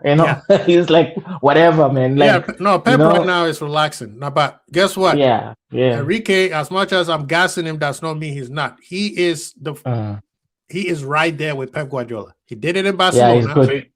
I Yeah. think what scares me Yeah. about I think what scares me a bit about Enrique is obviously the possibility of Pep leaving. And then he go to City. And then he goes to And then City. he goes to Oh, City, yeah. Yeah. I don't think That's- what's And name he's got the allow, right toys. what's That's name what I will was not saying, allow him Quasi, to like- go. That's what I was saying, Quasi. Like I had the other two as like A backup? realistic backup. Yeah. That's what. But check this out. Go on. The challenge is Liverpool Yeah. because City also have company on their side. And then Yeah. if all doesn't work, they also have is it Michel Tello or Michel, the guy from the City team in Spain, who's always been like the guy that they're looking at. And Arteta is also a big, you know what I mean? Arteta is also a big factor in City. But yes, Enrique is Yeah. out there. But those two nations will not allow, PSG will not allow Enrique to go to City. They will rather Yeah, have him they- leave for free. Right? Yeah. So Liverpool for Enrique is a much more traditional team, just like Barcelona, Yeah. where And you like the philosophy too. the philosophy of Liverpool. And Yeah. winning with Liverpool, I'm sorry, this niche, it's corny, but Yeah. it means more than anybody It else. means more. Yeah. The only Here's- team that come close here's is the- Manchester United. As I said, winning Yeah. with But Liverpool, Yeah. you see what I mean? And it's Yeah. like You see winning how- with Liverpool you see how- can talk so much ish Yeah. to anybody. I won the Yeah. league with Liverpool. Nobody can talk Yeah. ish to him, whether it works out or not. Yeah. Yeah. You see how Enrique won the Champions League without really buying like superstars? He built his own team. And people were writing off PSG at the beginning. Remember they were losing they were games right, at the horrible. beginning of the They almost Yeah. get they And almost, then- they almost get and then they clicked. they click and and, they it was a click. wrap. And they And use they us as an beat example. Everybody. Yeah. They beat everybody, bro. They use that as soon as they beat us, they were like, "Yep, this is over." You see? Because we were Yeah. the best team. We were the best team. No, at we the were. time. Yeah, we were the As team to soon as beat, they and beat they us, did. they were like, "Yeah, it's Yeah. over." Yeah. Everybody, You know, it's it's funny. over. It's funny, John. You're talking about Salah, and I think I'm not saying it's true, but I think there's something in his contract that says they can't, as long as he's still at Liverpool, we cannot get anybody who plays is slightly closer to him. Why is it we've never bought? I think it's in his contract, man. We've never looked at. I promise It's you, a testament. It's testament to Salah himself. He doesn't get Yeah. injured. That's Yeah, that's a main, I think it's yeah. He doesn't I get think injured. it's- yeah. So it's the think same. I think it's like If I think Salah it's was in his getting contract, injuries, if Salah was getting Yeah. injuries, they would have somebody would be right you there. think so? Yeah. It's Ah, his testament. Salah made sure. Yeah. That's the thing. He made sure to take care of himself. Yeah, he did See, well. there's a man. credit that If you- people don't give Salah, right? Mm. Salah follows the LeBron, Messi, Ronaldo lifestyle. Kobe. Yeah. Their body is their business. They do not He's- put yeah. nothing in them that is gonna hurt them. So Yeah. It's so No. glad you mentioned that, because if you think back to when obviously Mane and Salah were at their peak, right? mhm, We didn't really even have anyone really challenging on the both sides, yeah. on both sides. But it wasn't until it only took Mane to kind of to drop down in form for us to go get Luis Diaz. To Yeah. just be like, well, we're gonna Yeah. get Diaz, so Mhm. we know. So you Just in kinda case. just in case you drop down and you keep, Yeah. bro. Diaz was so good. Mane had to move as a striker. No, but see what Mane did when Diaz came though. It's like something livened up. He That's started why he's scoring saying goals. He had to Yeah, move. yeah. He took Bobby Yeah. Firmino's position. Yeah. Right. And then Bobby ended up being Yeah, like but a second choice. Yes, Bobby became a But- second choice striker. If we can get another Firmino, bro, that one is a gem of a player, man. Unselfish, you're not always gonna find- smiling. Now, We need to Damn, move bro, up. We need so to move up. underrated. I'll tell you one thing, yeah, that's never gonna happen. So That's underrated. never gonna happen. Only because when we brought him, he was a 10. hmm He was Yeah, a natural yeah. 10. Yeah. And it Yes, was Klopp that saw converted him something. into Yeah. into a striker. You can't really do that with someone like say like a Verse, or like he's Yeah. too short for that. You know what I'm saying? Like Yeah. And that's why I tell people we got Isak, we got Ekitike. Yeah. Why do you want them Yeah. to run around like Nunes and what Bobby Firmino was doing? Yeah. That's not their job. Their job is put a ball on my plate and see what I can do.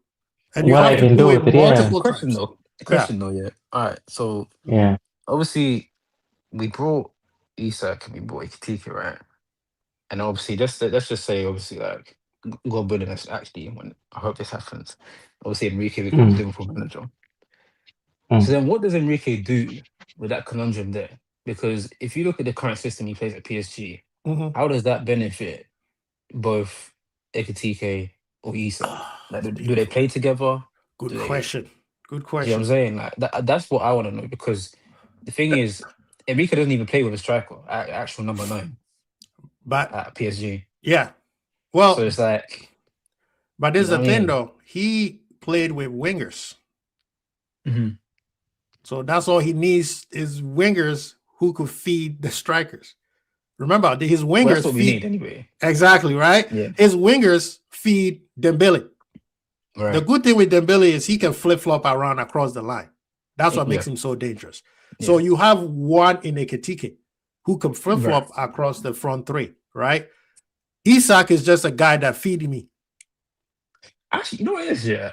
but Isak can play across the left side also. He can do left and right. Yeah. Yeah. I mean, Yeah. left and middle. So I do think people do sleep on Isak's dribbling ability. he's dangerous. Maybe because a lot of the times at Newcastle, like you have Jacob Murphy and you have Anthony Gordon kind of doing most of the work No, for him. yeah, But yeah. then if you look at when he used to play for Sociedad, bro, like he can shift and he can dribble. Like his dribbling is Yeah. really good. So I see the problem with us is we are not Giving him the feeding platform. him exactly. We are just trying to tell him go run around all over the place. Now look at the way he scored against Spurs. Yeah, That yeah. is Yeah. a striker goal. Put it right there, and that's it. Stay away from it. It's very Like, unfortunate for him, man. And even the West Ham goal, that is world class goal. He That's a didn't world-class smack it. He didn't do anything crazy. Just pick a spot finesse. and Yeah. just finessed it in there. So you know, John, your question, that's a very good question. Yeah. When Enrique Sure. comes in, he needs, like you said, we need somebody who can feed the striker. He doesn't need to do much because if you look at what's the name, Cavadona, right? He's a natural winger. Right. Dembele is a Yeah, striker. you think When we Dembele is can get injured, Cavadona? You think we can get Cavadona? I will be We so should've- we gassed. should've I done- will be we so should've- juiced, We should have been But- all over that in January. bro. But now, Ah. John, guess what? When they don't have Dembele, who's their striker? Oh, is it that Ramos? Or Yeah, Gonzalo. Yeah. Yeah. Thank Guess God. what? Oh, you know- He's a natural striker. He doesn't do. Yeah, I mean, he's he good. can run He's good around a also. little bit, but he's a more focal Yeah. attacker. Yeah. So yes, Yeah. the conundrum that he has to fix is how to move Verts around. Yeah. No, not even that. How to put people on Verts' page. That is the conundrum that he would need to fix. Especially the pace. It's like most of our players are not up to the speed of Verts. Like they don't know how to play with him. Yeah. Verts is way, way, way ahead. Like how to pass the ball, when and how. Like that's the problem with it. So when we figured that part out, we good. Yeah. And that's why I wanted. That's the challenge. That's the challenge that I want. Ekitike. I want Enrique. I want Enrique to have the challenge of being able to. Okay, how do I move this guy? Because I'm not worried about Ekitike and Isak if Enrique comes in. They will be fine. No. They will be fine. You're not gonna play Isak every game. Ekitike is gonna have game time. He can play right, left. He will be fine. Verts is the one that I want the manager, everybody to be on his page. The pace, how he's going to move, how everybody's going to find him, how to spread the game. Because when you watch PSG, they spread the game very, very well. And when they don't have the ball, they close it, especially their midfield. What's the name? Vitinha, and then the other guy. They're both Portuguese. Vitinha is really good, man. Decisive. He moves the ball quicker. It's insane. That is what we need. So Bosalai to move the ball like. Yeah. You see what I mean? You know the last game. You see the last game. Sofa said with Graf, because Graf thinks every time he just needs to pick the ball and move with it. Every single time, it's like that's all he knows. Sometimes just move past the ball in tight spaces where you can free yourself by doing a 1-2 with the defender. It's like he's just finding ways. I have to turn here and run. And he lost position. Probably is one of him and someone else lost position a lot as well. I'm like, what are you doing? What are you doing? Like you know that sometimes I think players don't know how to use their own IQs to understand how the other team is playing against you. So you need to change your ways, that in-game intelligence, which you don't find it in a lot of players actually nowadays, where like your De Bruyne's, your Messi's, even Trent knew like, okay, I can't overlap now. I just let me just do the those ones. So we don't have a lot of that because it's insane. Maybe if it's instructions or whatever the case may be, because there was no space for him to run into, but he's trying to do it, and we lost and he's still, so you could see there's no relationship with him and Vets and Sober, because what he's trying to move with the ball, these guys want to do 1-2s and they move. So you pass, you move, you change positions, and he doesn't know even how to pick pockets and find spaces where there's nobody there marking. It's either he goes or attacking, and we're overloading to we're all in front, or he comes back and is in line with the defense. You can see, I'm like, I don't know if it's instructions or whatever. It's either all of us are in the front or at the back. Yeah. There's nobody roaming in the middle, which the likes of obviously Hendo, Fabinho, they knew how to do. Like Hendo would float in somewhere, and then he does those long, we started calling it roof ball later on, but he knew how to position himself, and one of the best at it, Gini Ronaldo. He was so good at that. He was so good at picking up positions in the middle and just, if he knows, okay, should I slow the game or should I, release the ball quicker? Control the game, should I go and you'd pop up? And if you notice, every time Gini he pops up, like you see him in the box, he's scoring. You never found him in no man's land. But this time, my friend, where's Graf? You're supposed to be covering the right back. What is he doing? Now he's one of the center backs. And Van Dijk is literally attacking in front. I'm like, what are we doing? What are we doing? Freestyle football, man. Freestyle football. Yeah, but I think what you're trying to say is, when you look at Enzo Fernandez at Chelsea, I wish we got him. Yeah. He's such a smart football player. And McAllister showed a little bit of that against Arsenal. A bit smart. Yes. And that's what it is, football's all about sometimes. And I think taking that out of the team. I like smart football players, bro. Not the greatest. Like Gundogan. When you look at Gundogan, he was my best player 3 years ago. Why? he ain't the fastest, he isn't the strongest, but because of his brain, he got the best player in the team. He's got a That's what it football is. brain, yeah. Use your brain, man. It's like, Yeah. come on. You got a brain there. McAllister has, and I wish he uses it a bit more now because he's sort of on a roll now where he's playing every game, looking better than what he was 2 months ago. You know what I mean? So we need that. We need that. Quick question: do you guys think, when Bradley's situation was going on, that our players did enough to back him and like because as soon as it happened, McAllister and Szoboszlai did. Well, that's the same thing I talked about. Yeah. That's the same thing I talked about when the Spurs situation happened. Our players need to be stop being soft, man. Allison, stop being the pastor on the field, man.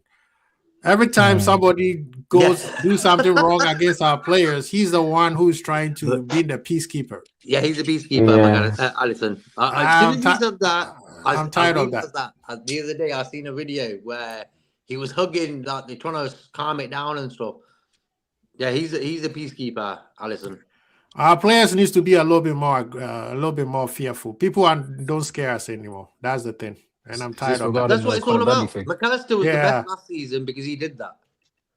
Nah, because this is the thing. If team fear you, they would talk. The best thing Martinelli would have probably done was just yell from the sideline talking to the ref. Why is he da-da-da-da? Yeah. Am I going to touch him? Hell no.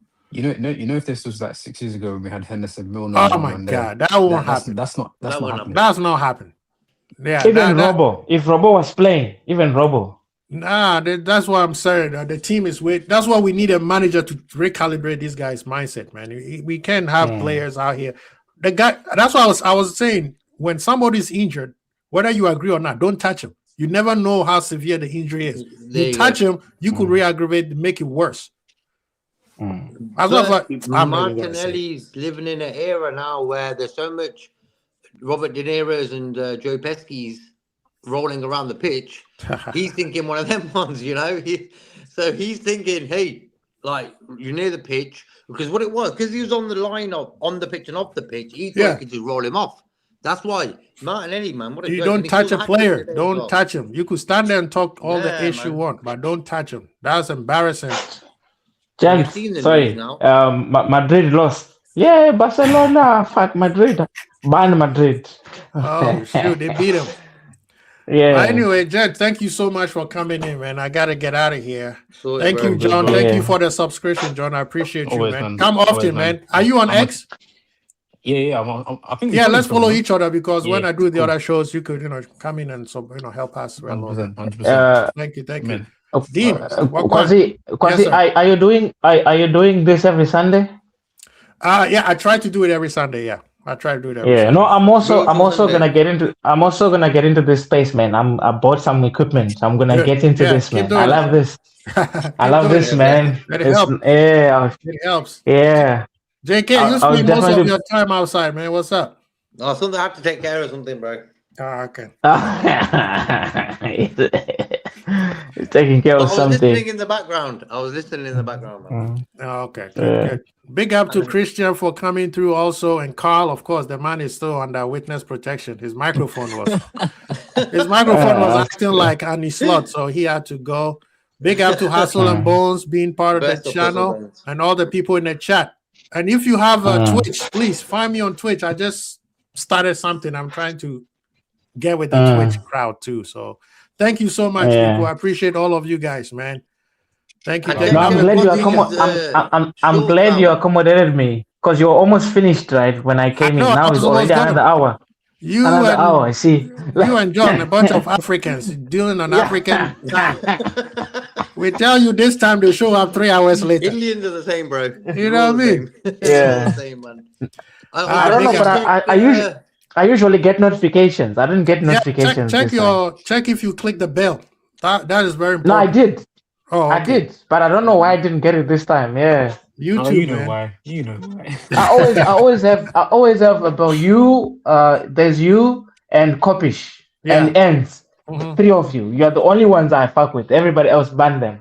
Redman TV ban them. Big up yourself, man. Thank you. Okay. All right, guys. Thank you. Peace out, Take man. care, Have a great guys. day. Peace out. Enjoy the match tomorrow. Support Liverpool.